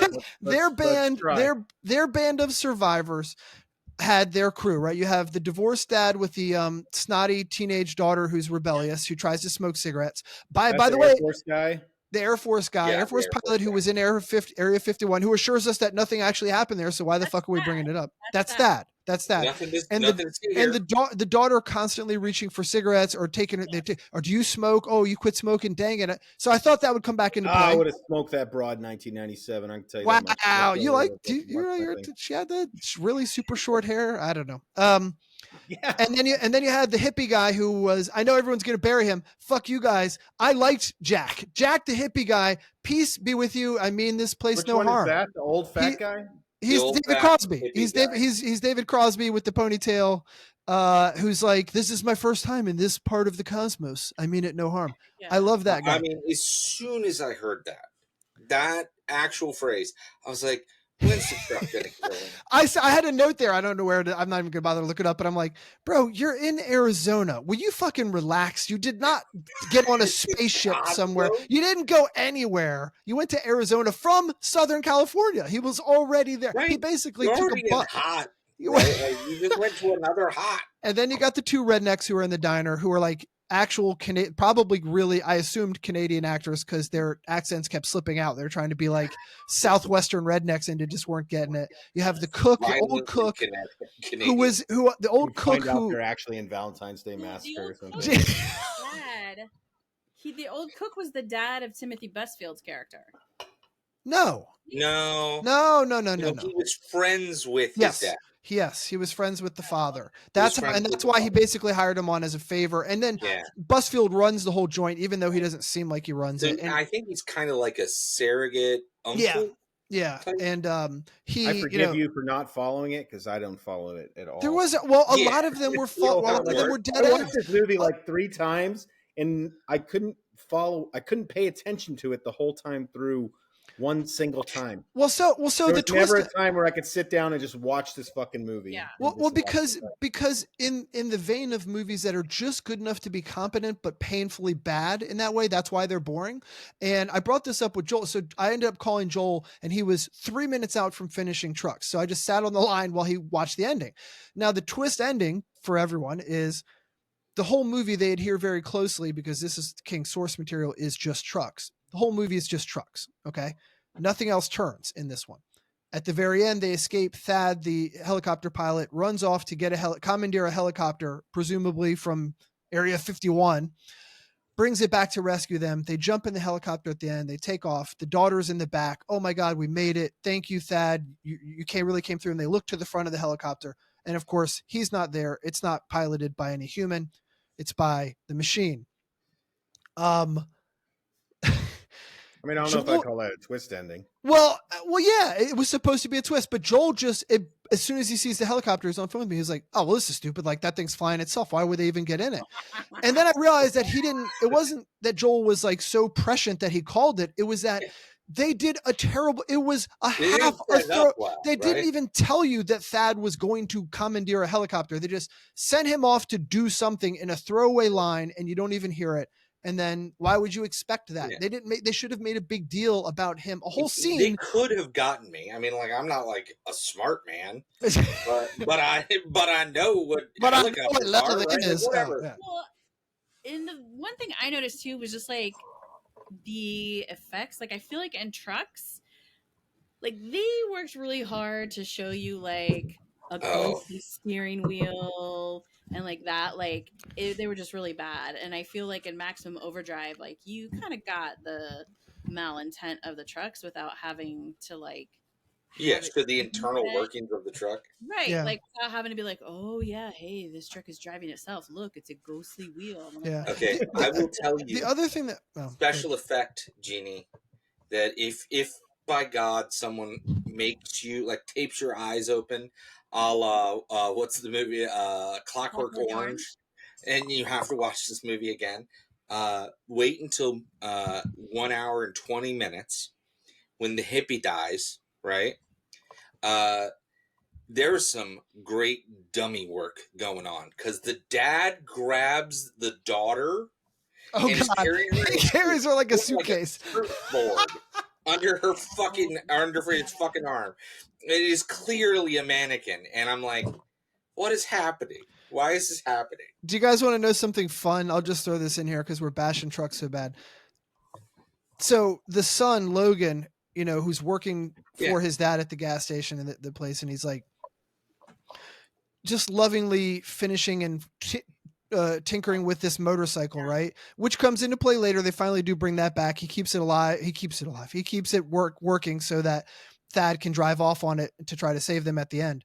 There was a scene shot, not just written or conceived of, filmed, where Logan, Joel, you ready? I want to look right at you. Falls in love with the motorcycle after it gains sentience, and did not do well with test audiences, shockingly enough. So they trashed it. What in the actual fuck would that? Never mind. Bro, I don't know. I guess it's got a hole somewhere. I don't know what they were thinking. Something. I was gonna say, Sled, I know that would bump up your meat cleaver ratings if that was actually aired. What bugged me most was that the Canadian, he's like riding with his dick in the gas can, like the hole on the fuel. Easy Rider. So they filmed this whole thing in a ravine, and what bugs me most is that when you look at the American, the Maximum Overdrive version, maybe it's that we are all so used to everything being branded and corporatized that you see a Pepsi logo, you see this, you see that, right? And then you go to trucks and everything is a janky off-brand or no brand, nothing. The trucks, it's supposed to be in 97, although I heard rumors it was supposed to be set a decade prior.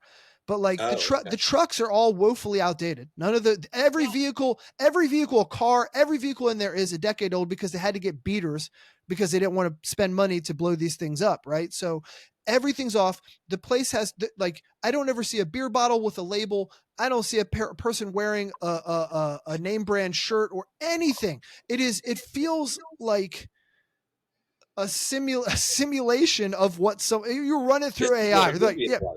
Yeah, it's really bizarre, and it bugged me a lot. And then, like we said, Busfield and the rest of them just sort of sleepwalking through it, except for Jack, the hippie. He was the one who really brought his fucking name. No, have we actually really gone into how the one lady was clearly on Dilaudid the entire?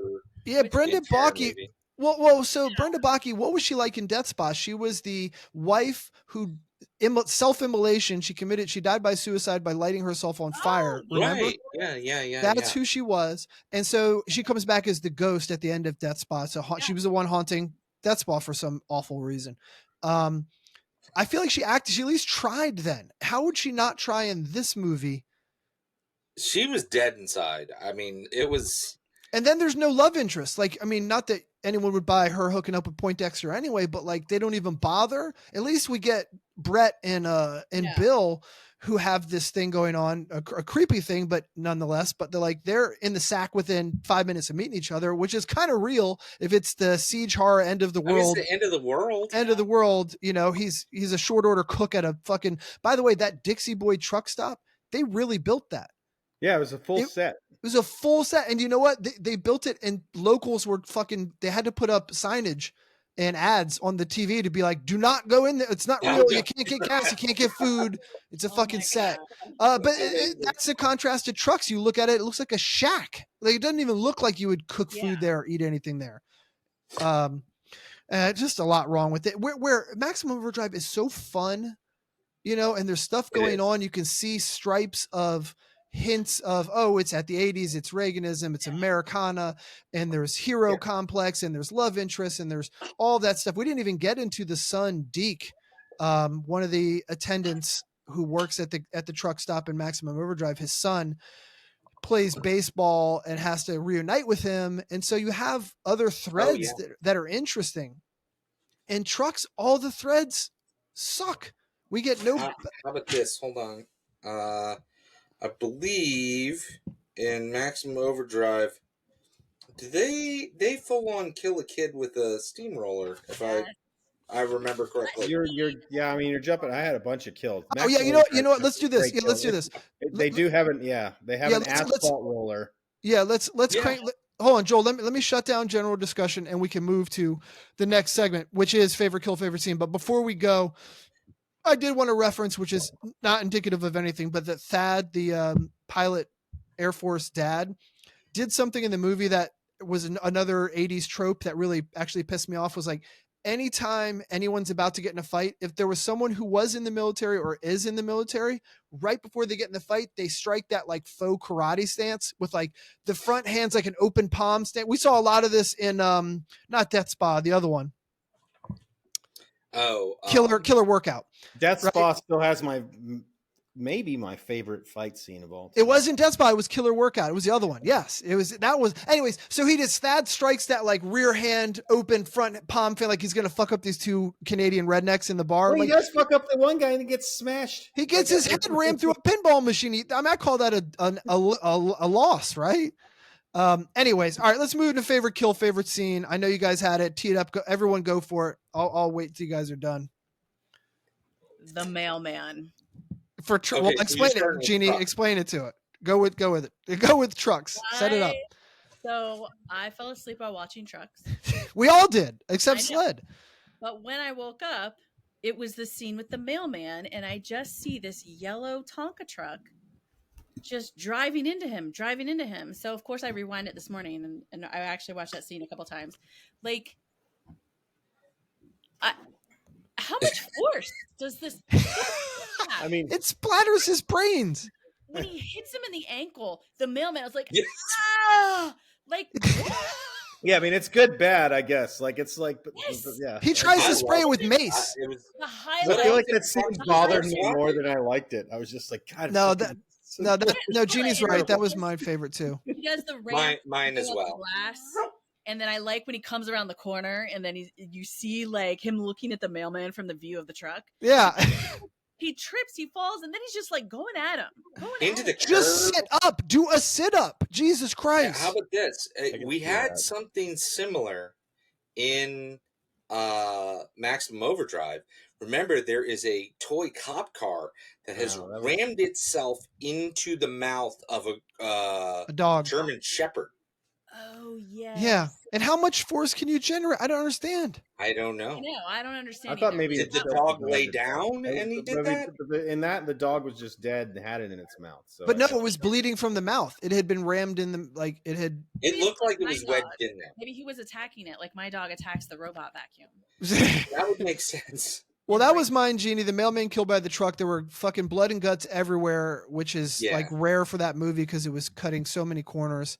So that was the best scene for me, best kill scene. Maybe the second best is probably the axe murderer by the air-filled suit. I like your idea. Hazmat suit's what I had for my number one. Hazmat suit. Did you notice, Sled, in the hazmat suit killing, they're so cheap that they could only have one like axe mark, like one gash, and he kept hitting the same gash on his chest over and over again? Or he had really good aim. I don't fucking know. A really good aim.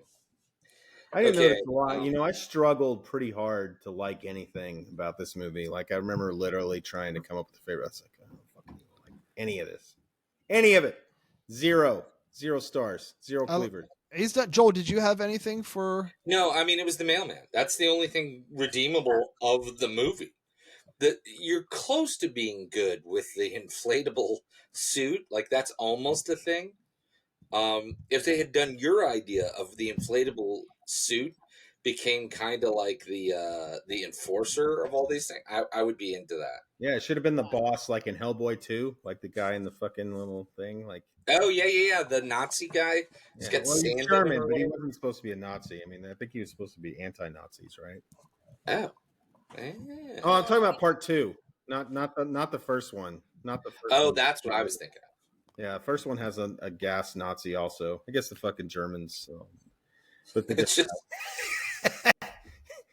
part two's got a Nazi German gas guy also. Yeah, exactly. All right, do you guys want to move into? We didn't do favorite kills for Maximum Overdrive, did we? Oh, right. No, we didn't. Go. Let's do that. Let's see. Mine's the steamroller. That's hardcore. Yeah. You kill a kid with a steamroller in a movie, you get an extra half a point. Well, the steamroller scene, it was funny because as I understand it, so the first version of this did not get an R rating. And because King was like, they had this blood bag basically for this kid that was going to get run over by a steamroller, which is pretty hardcore. And it actually popped and it exploded way more than they thought it would, and just shot like his head. It looked like his head popped.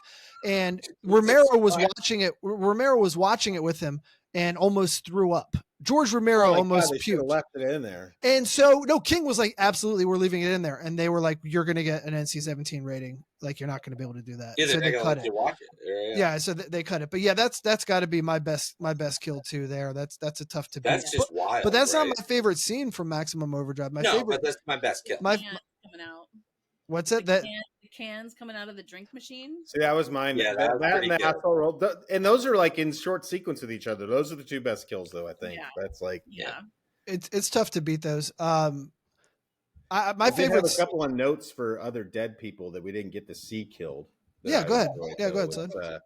Chainsaw and the neck guy as the kids riding through the neighborhood. So again, dealing with the kid also, and then Tits lady. This is my note. Tits lady strangled hanging out window.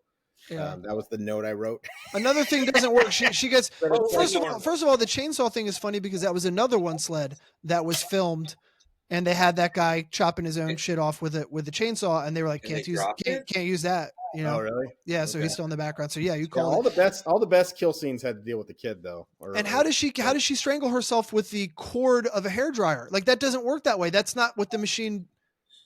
Like you could heat yourself to death, but you're not wrapping physically the cord around your there's no Magneto. It's got control of all electromagnetic stuff, like Joel was talking about.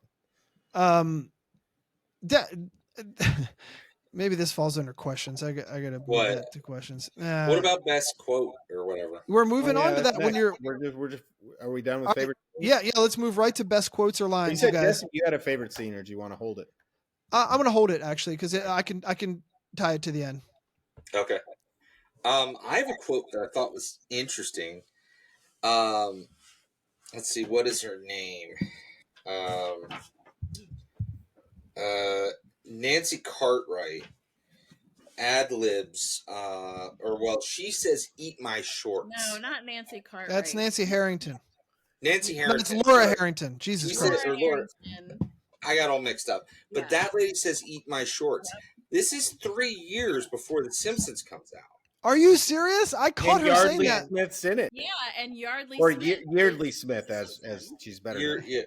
And that was apparently when she did that.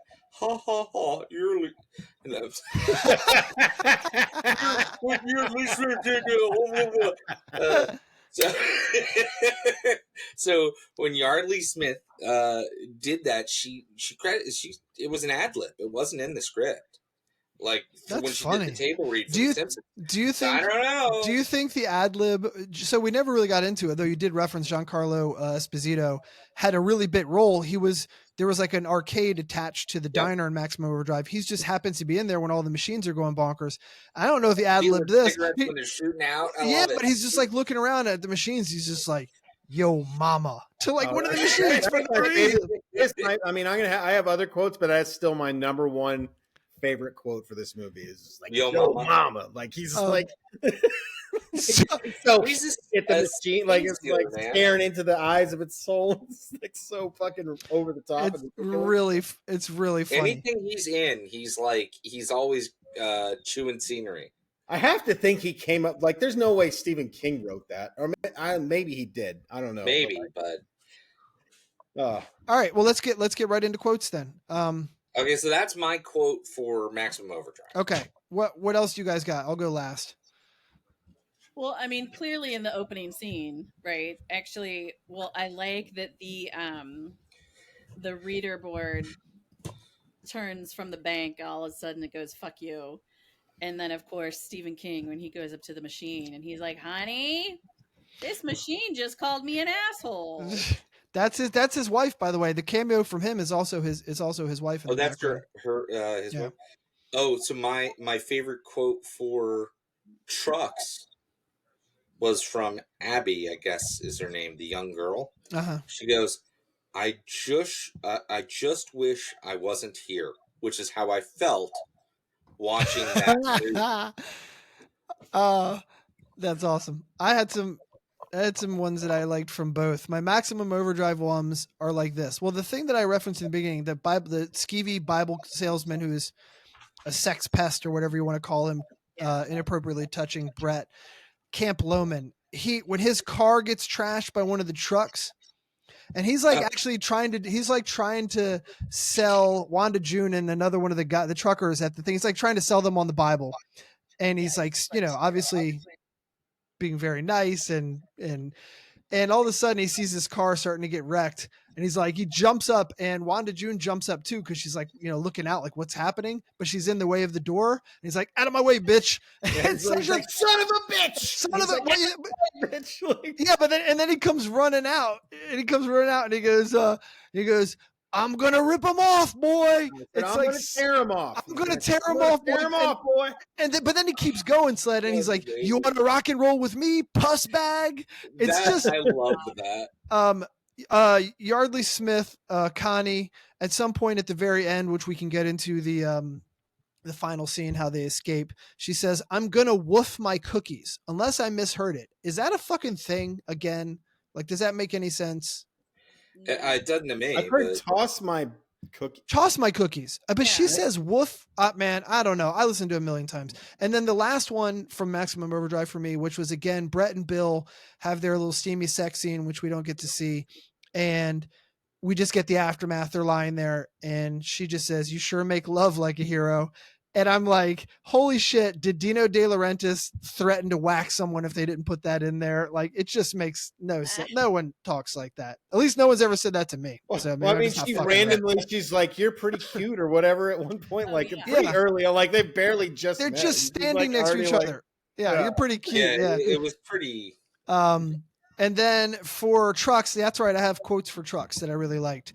Thad, the flat top dad, former Air Force pilot, at some point Poindexter's like really like harassing them to get out of where they are. Like, we got to move on because his son he's separated from his son. He's like, we're going to do this. And the teenage girl is just like, I'm not going anywhere. I don't want to do this, blah, blah. And Poindexter actually grabs her elbow to like move her along. And Thad, the dad, goes, "Hey, easy with the offspring, pal." And I thought was such a funny way to refer to your fucking daughter as offspring. Yeah. And then he also, Thad, the same military guy, gets into a little back and forth with the hippie guy, Jack, aka Janky Wishbrand, David Crosby. And he says, "You with the peace and brown rice generation?" Yes. The brown rice generation? This is some pure Canadian fuckery right now. Like, no one has said that in this country. The trucker trying to hit on Hope, Brenda Bakke, he says, "You got a problem, lady?" And she goes, "Not yet." Like she's going to do something, which gave me a chuckle. And then the best quote, again, from my hippie guy, Jack. He gets off the bus to go meet up with Hope because she's going to take them all on a hike or whatever she does for a living. "This is my first time in this part of the cosmos. I mean it no harm." And he's the best. He really is the fucking best. He's the fucking worst. But you want to go into trivia and tidbits now? Anyone else got any other quotes? No, I didn't do my quotes. Oh, yeah. Sorry, Slide. Go ahead. So first of all, that guy, I mean, I don't have any quotes for trucks because that movie sucks. The guy you were talking about, though, he actually reminds you. You know who the comedian Stavros Halkias is? I do. Oh no, that's who he fucking looks like. Like, it's because he doesn't have the Baltimore accent, though. Right, he's right down the road, baby. Yeah, right down the shore, hun. This is my first time in the cosmos, hun. Oh my god! But any crabs here?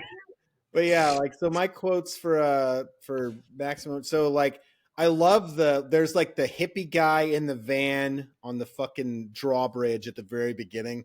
AC/DC. Like, it's supposed to be AC/DC, right? And he's got the comedy. He's like, "Wow, far out, man." Like, it's just all fucking whatever. And then also I like the old guy who's operating the drawbridge, who gets really pissed off. And he's like, "You goddamn stupid asshole. Can't you see we got a situation here?" He's like yelling at the fucking guy. Another one, Frankie Faison. He's like, "You want to bring me a light coffee when you get done jerking on that thing, darling?" To That is Wanted June. that is wait, Sled, hold on. The thing you referenced with the old guy at the drawbridge, I had a little thing to the two drawbridge operators that you're talking about. They're seen playing Knock Rummy. That's the card game they're playing, which at the beginning of Stand By Me, also a King novella adaptation, the boys are seeing playing Knock Rummy in the clubhouse. So I think he threw that in there. But yeah, so I like that line. I was thinking about Frankie Faison. His character reminds me of a little bit when he gets out of his truck, Halloween 2007. Oh, shit. Fucking like the way, like just the mannerisms on it reminded me of what the fucking blanking on his goddamn That's our guy. I can't believe you I'm got it. blanking on Go it too. do it. I can't. We're gonna have to look it up. We should really be ashamed of I'm ourselves. so fucking annoyed right now because I had this written down in my fucking thing. Let me see. Who's gonna get to reminds me it first? of Big Joe Grizzly a little bit. The way when he gets out of the fucking truck and like goes inside and he's all cool with the place and like he's like this is a place he's been, whatever. Like he's familiar with like I don't know, like it felt very Big Joe. I don't know if that Ken was Forey. channeled, Yeah, Ken Forey. but yeah. So It was that the reminded me. strut. That's what he was strutting on the way in. Yeah, yeah, that's funny. That is a good vibe. Yeah, because he kind of owned the place. I Yeah, didn't think of it, but yeah. He must have And been then a I got champion one last hotwire. one. There's a scene in fucking Maximum Overdrive. I don't know who I was trying to figure out who the fuck it is, but it's like they wake up in the morning and they're wasted, and the one dude runs out of like the room, and he's like, "What the fuck's going on? What the fuck is going on here? We're like, nothing's going on here, dickhead. We're sleeping in a And then, and everyone gets killed. Like a bunch of all the rednecks get killed, like basically within 5 minutes of that scene. But the guy just like barges out of this room. What the fuck is going on? That's right. That's a funny one. And then, then the one other one is like Brett to Camp Loman. She's like, if you don't get your hand off my leg, you're going to be wiping your ass with a hook next time you take a dump.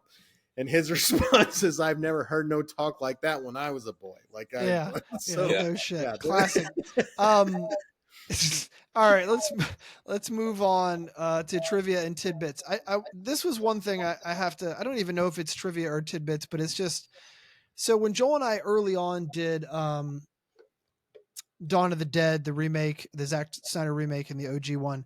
At the end of that, right? That's also siege horror, right? And at the end of that, they make their way to a boat to escape, to go to an island, which is the same ending that we get with Maximum Overdrive. The band decides, I know this sailboat down by the marina, it's 2 miles down, we can get there.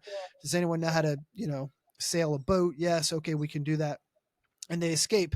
Now, Emilio Estevez, who knows everything apparently for a fucking convict, truck stop cook, and he's like, I know where the marina is, and also I know how to sail a boat, and also I know that there's a nearby island called Haven Island that has no machines, no vehicles on it, right? Everyone rides bikes and shit. I wanted a whole movie of them at Haven Island.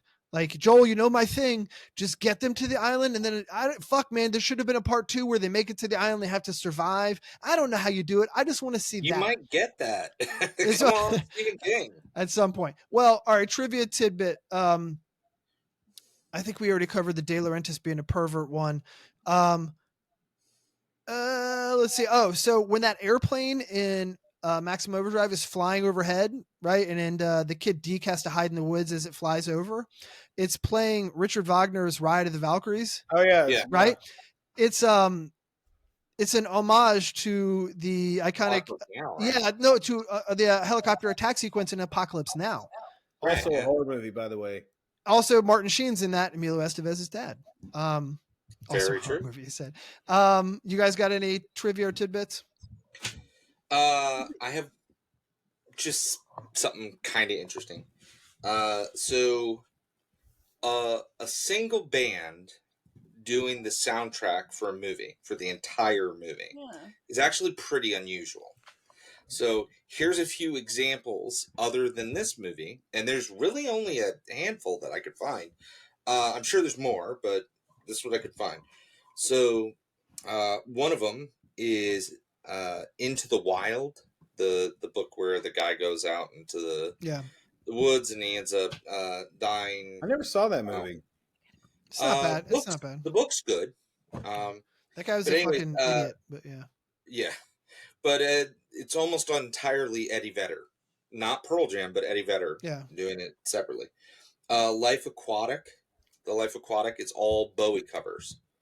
And The Graduate is almost entirely Simon and Garfunkel.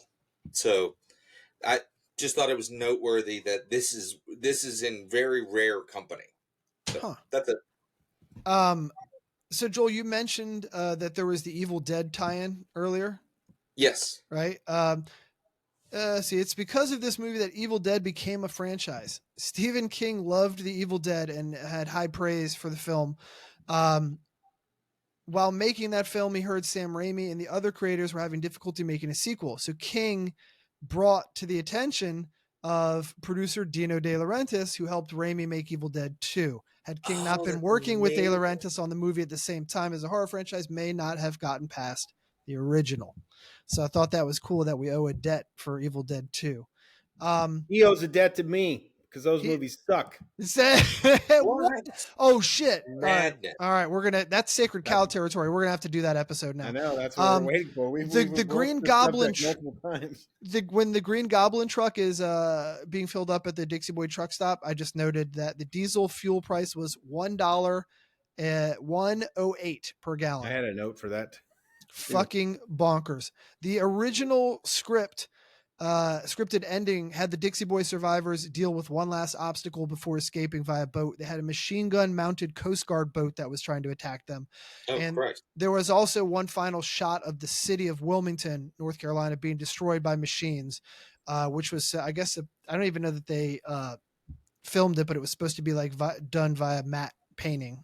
Like cotton mills or like tobacco rolling machines or something? I mean, what do they got there? No idea how they were doing that. But Reanimated that was slaves. There was another Jesus Christ. That's a separate movie. Another long explanation about the AC/DC thing. So King obviously was a huge fan of theirs and came to them, wanted them to do the soundtrack, and they basically laughed him off. And he was like, "No, I'm like a true fan." And I think he sang he sang an obscure song, note like verse for verse. Well, he's a musician. I mean, he's a right. Plays, Well, I mean, I don't know if he could sing well, but he's saying, Joel, for you, plays rhythm guitar. Joel, for you, what song did he do? He sang "Ain't No Fun Waiting Around to Be a Millionaire" from their 1976 album "Dirty Deeds Done Dirt Cheap." Jesus, that's a deep cut. And he sang it again, the whole thing, and they were like, "Okay, we're fucking in." And he wanted them to be in the movie, and they actually demurred on making a cameo in there for whatever reason. I can sing. Yeah, actually. So I've done it in karaoke before. It's hard. It's rough on your vocals. God damn! Are you crazy? I could never do that. That's amazing. I had something. Trivia, tidbits, anything, guys. Oh, here you go. So, the comet trope. Yeah. So the idea of a comet going by and its radiation or magical powers from the comet do something undesirable to the world, and horror hilarity ensues. Mm-hmm. You think Halley's Comet was in 1986? Do you think that played a part in this? Comets were a big thing. Yeah, no, that's for sure. This was written before that. So I guess. This is where I'm going, Jess. I looked up the comic trope, the idea of a comet going by and portending horrible events or causing them, right? And it goes all the way back to the Epic of Gilgamesh, right? Like, so it's a trope that has some real staying power. That's interesting. Yeah, I was reading about that. Anything else, guys? Well, I mean, I don't know if we need to get back to the Juneteenth thing. I mean, it was just the Taylor Comet coming in Juneteenth. I thought that was a good pill. Come on. No, I did. Let me see. I think I had something else. What are Class 4 nuclear missiles? Because I tried real hard to look up what a Class 4 nuclear missile was. I couldn't figure out what that would be. I was going to ask you or Joel. I think they just totally made it up. I was going to ask you or Joel. I'm going to say it's made up, but I'm guessing, and I'm just assuming big, right? Like, that's all. I mean, what do you think about like the comet? The Soviet space platform disguised as a weather satellite ending. That sucks, right? Like that's terrible. I honestly think they should have left it with the ticking clock of the comet tail, right? If they left it to that, Yeah, well, it's like, 2 days later. It's like, what the fuck are we doing here? Like, why? Yeah, What was the Exactly. point of telling me it's going to be 8 blah blah blah hours? If you don't get 8 days, 5 hours, 29 minutes, 23 seconds, and the fucking What's happening? never And that's mind. what would, well, I tell you that what, would be really cool because then you could do after the 8 hours or, Right. or what 8 days or whatever. And Yeah, see or what- like a countdown. You could have built up to like, oh shit, things are getting crazier and crazier, and then all of a sudden it's I don't know. There's Yeah. a lot they could have That's done. why a ticking clock is All right. useful. In guys, these things. we got to move a little bit. And since you have questions, that's 2 segments away. So let's get One this last thing, Jesse. All right. If they had gone 8 days, 5 hours, 29 minutes, and 23 seconds from June 19th, 1987, 9:47 a.m. Eastern Standard Time, it would have been 3:16 p.m. Eastern Standard Time. Oh shit. You understand 3:16? I do. Austin 316, of course. Yeah, buddy. Yeah, let's go, I brother. figured out the math. Since I just kicked your ass. All right. Let's all right, hold on. Franklin Award for the character we were actually rooting for to get murdered. I'm assuming it'll be unanimous. You all want to say it at once? 1, 2. Clearly, Look mine up. I have it. Oh, Yes. What Okay, is it? I got it. all right. You ready? Just say the name if you know it. 1, 2, 3. Hendershot. No, fuck Wait. that. Wanda June, man. What? Wanda June or Connie? Is Connie? That's that's Yardley Yardley Smith, right? Smith. So I knew you were going to say we're Connie. talking. Ah, We're just doing I maximum. mean, Overdrive. Hendershot was a No, shit. it's and script. Hendershot. It's I had Hendershot on there too, but I had All those other two. Yeah, on it's there got to be also. Hendershot. Jeannie and I are correct, of Yeah. course. Yeah, he was I terrible. give a ladybug what you think, boy. Get in here. All right. A ladybug. But Wanda June was basically like a Hendershot disciple. That's what I think. so she was bad. I have she was all down, and she was the like, "We made you." I You love made that me." delivery. She was, I love so that delivery. Offended by machines, like She's got her arms out. And she's doing this whole thing. Well, I have here it is. I have a question since the next segment is questions. Now we're going to roll right into it. My do you question. have a Franklin? Oh, is Franklin Award just one movie? The Franklin Award is for either movie, but you can only have one of them. So you take both into account, and you got to pick one. I got you. So and we don't really. I mean, we wanted them all to die in the truck, so we didn't. You know. Yeah. So my question is, Wanda June, if you all picked up on this, and let's just say, when I picked up on it the first time, I thought I was like bugging. I was like, did I just see that? Is that real? Wanda June was banging Bubba Hendershot. Did you pick up on that? Yeah. Something happens outside the diner, an explosion or whatever the fuck, and everyone comes running to the front. They come out of like the back freezer, and Hendershot's buttoning his pants up, and she's buttoning her top up with her cleavage. What's that? I'm not surprised by that. Right. Well, I was like, is there an exchange of money here? Was she someone on probation? Because he had a whole crew of people that he was blackmailing on probation. But Maybe. there's no way that can be consensual, right? Like Wanda June kind of smoking in that. Why? I mean, she's the boss. He's the boss man. He's a big shot. Shit. I got another question. Is Hendershot a gun runner? He has that. There is an. Why does he have that? Right. He's not just a collector, which is That what I would make assumed. more- Fucking that would make more redneck. sense. Because Estevez says, Bill says, buy low, sell high. Like that's more because she's like, because Yeah. Brett is like, oh, is this guy like a gun weirdo or gun nut? And he's like, no, like that's not his style. He's like, buy low, sell high.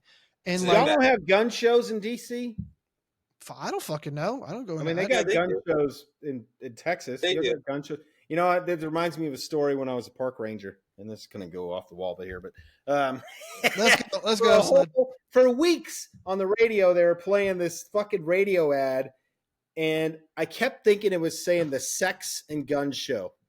And like some guys at work were like, "Fuck, you guys hear that? We're going to go to the sex and gun show." And I was like, I got to go see this. It was out at the fucking place they do the rodeo and the carnival. I was like, this sounds amazing. I think I would have to go to that too. I was like, I just want to see this thing. Like, and so we like went out there one day. Like, we all got off work at like 2 in the afternoon, and so I was like, we're going to the sex and gun show. This is gonna be fucking incredible. I can't wait to see what's here because it's the Saxon Saxon gun show. So it was just a gun show. There was no In the sex. town of There Saxon. was a bunch of fucking. There was, I mean, it was a standard gun show. A bunch of fucking loser, wannabe Nazi fucks selling stuff. Like there was a guy selling like Nazi shit, and he's like, got it. I could see from looking at his goddamn face that he had just shaved off his little Adolf Hitler mustache to do this fucking show. And they weren't even fucking each other. Just a fucking bunch of losers. All right. Loser. All right. Yeah. So anyway, sex and gun show. That's, I don't know. It reminded, but yeah, that Hendershot's one of those guys. He was at the sex and gun show. Yeah. So, that sounds right. So another question I have: if Bill is such a goddamn hero, why didn't he volunteer to go with Duncan, the guy who got diesel fuel in his eyes, to go look for his kid? Like he couldn't help him drive, or the guy was blind from diesel fuel. But then when the shitty sex pest Bible salesman gets hit and thrown into the ditch, they make a big to-do that Bill's got to go rescue him and crawl through like a tube, Right. the sewage pipes. A ditch. But nothing for his buddy Duncan, who's going to go drive blind to rescue his child. Like, no one else, nothing. Like, No, I mean, I just didn't even think of that. But yeah, you're right. I mean, it's inconsistent, but I mean, there were a lot of things that were inconsistent. Another question, which you guys probably have a better idea how to answer. So Jimmy is Hendershot's yes man, right? He's the big portly guy who's always lighting his cigar for him and doing all his stuff. He's taking a shit in the bathroom, and Bill, Emilio Estevez, comes up to take a leak and basically try to get information on like, where is this stockpile of weapons? What kind of weapons you guys have? How many you have? Why is Jimmy, does he have IBS? Why is he farting, and why is there wet poop sounds over? What? Who Jimmy reminds me of? Who? Do you remember?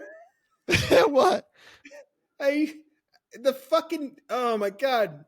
National Lampoons, he's like the son, like Eddie's kid from that's grown up. Oh my God. Oh my God. It's not, oh, they're at the same time. It can't be. No, it's too close, but it's Right. like literally. He has like the greasy black hair that's like parted on the side. Yeah. The sun. Yeah, that's exactly.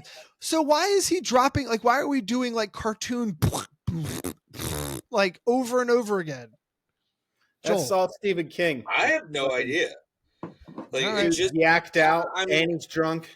Yacked I out. Yeah. assume Uh, because the movie was trying to do a little bit of tongue-in-cheek humor throughout, and that's it, right? Like, there's no real reason to do it. my truck questions. Who did it better? Wanda June's "We Made You" or one of the couple, the weird sex couple, the wife says "murderer, murderer." We made you. Who made We Made You? Murderer was good. That's who I mean. We already covered what happens to in trucks the guy who gets locked in the back of his own freezer truck? I assume he's dead. We never find out. Later in the movie they drive by and he's yelling in the back of it. So I'm like, Yeah, we're going to but get some resolution. After that, we never found out, right? Nothing. Like, I don't think. The mailman was going to pepper spray the remote control toy truck. That was amazing. I was like, what the fuck is he doing with that? I also, what is BC 972? That's what they said. That is the chemical that is that is spilled. Right, yeah. No idea. That's still such a stretch. How could a chemical cause it? Like, it's got to be electromagnetic. Like, Or something, right? Yeah. BC what? What did you call it? BC 972. I looked it up and call it in the movie. I couldn't get some I sort of don't know why. space adhesive for rocket ships or some shit, but they never. It was all made up though. Yeah.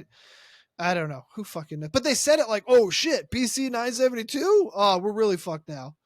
And I was like, is that real? No, it's not. Anyone else They're all- have questions from either or both movies? I think you covered them. We covered a lot. We'd already covered Sled's perfect question, which is why does Trucks exist as a movie? I did my best to explain that. No answer. None. Nothing. There is no answer to that. Well, I can shut her down, guys. If we're done, this is it. I'm going to take us out. Take us out. Take All us right. out. Thanks once again for joining us on Chopping It Up. We hope you enjoyed our in-depth examination of Maximum Overdrive and Trucks. And now that we've got our fix of campy schlock 80s fare, it's time to get serious again. Our next episode will feature the Richard Donner 1976 supernatural horror movie, The Omen. We're pairing that with Rosemary's Baby, the 1968 psychological horror film written and directed by Roman Polanski and based on Ira Levin's 1967 novel. Super creepy, super disturbing stuff, and we hope you can join us for that conversation. Remember, if you have any questions or movie pairing suggestions, you can shoot us an email at choppingituphorrorpod@gmail.com. Again, that's choppingituphorrorpod@gmail.com. Or you can message us via Instagram at choppingituphorrorpod. And you can also now find us on bluesky.com at choppingitup. We are up on all major streaming services, including Spotify, Listen Notes, Amazon, and Apple. And if you want to take a gander at our ugly mugs, you can also check us out on YouTube as well. All right, folks, we will see you next time on Chopping It Up.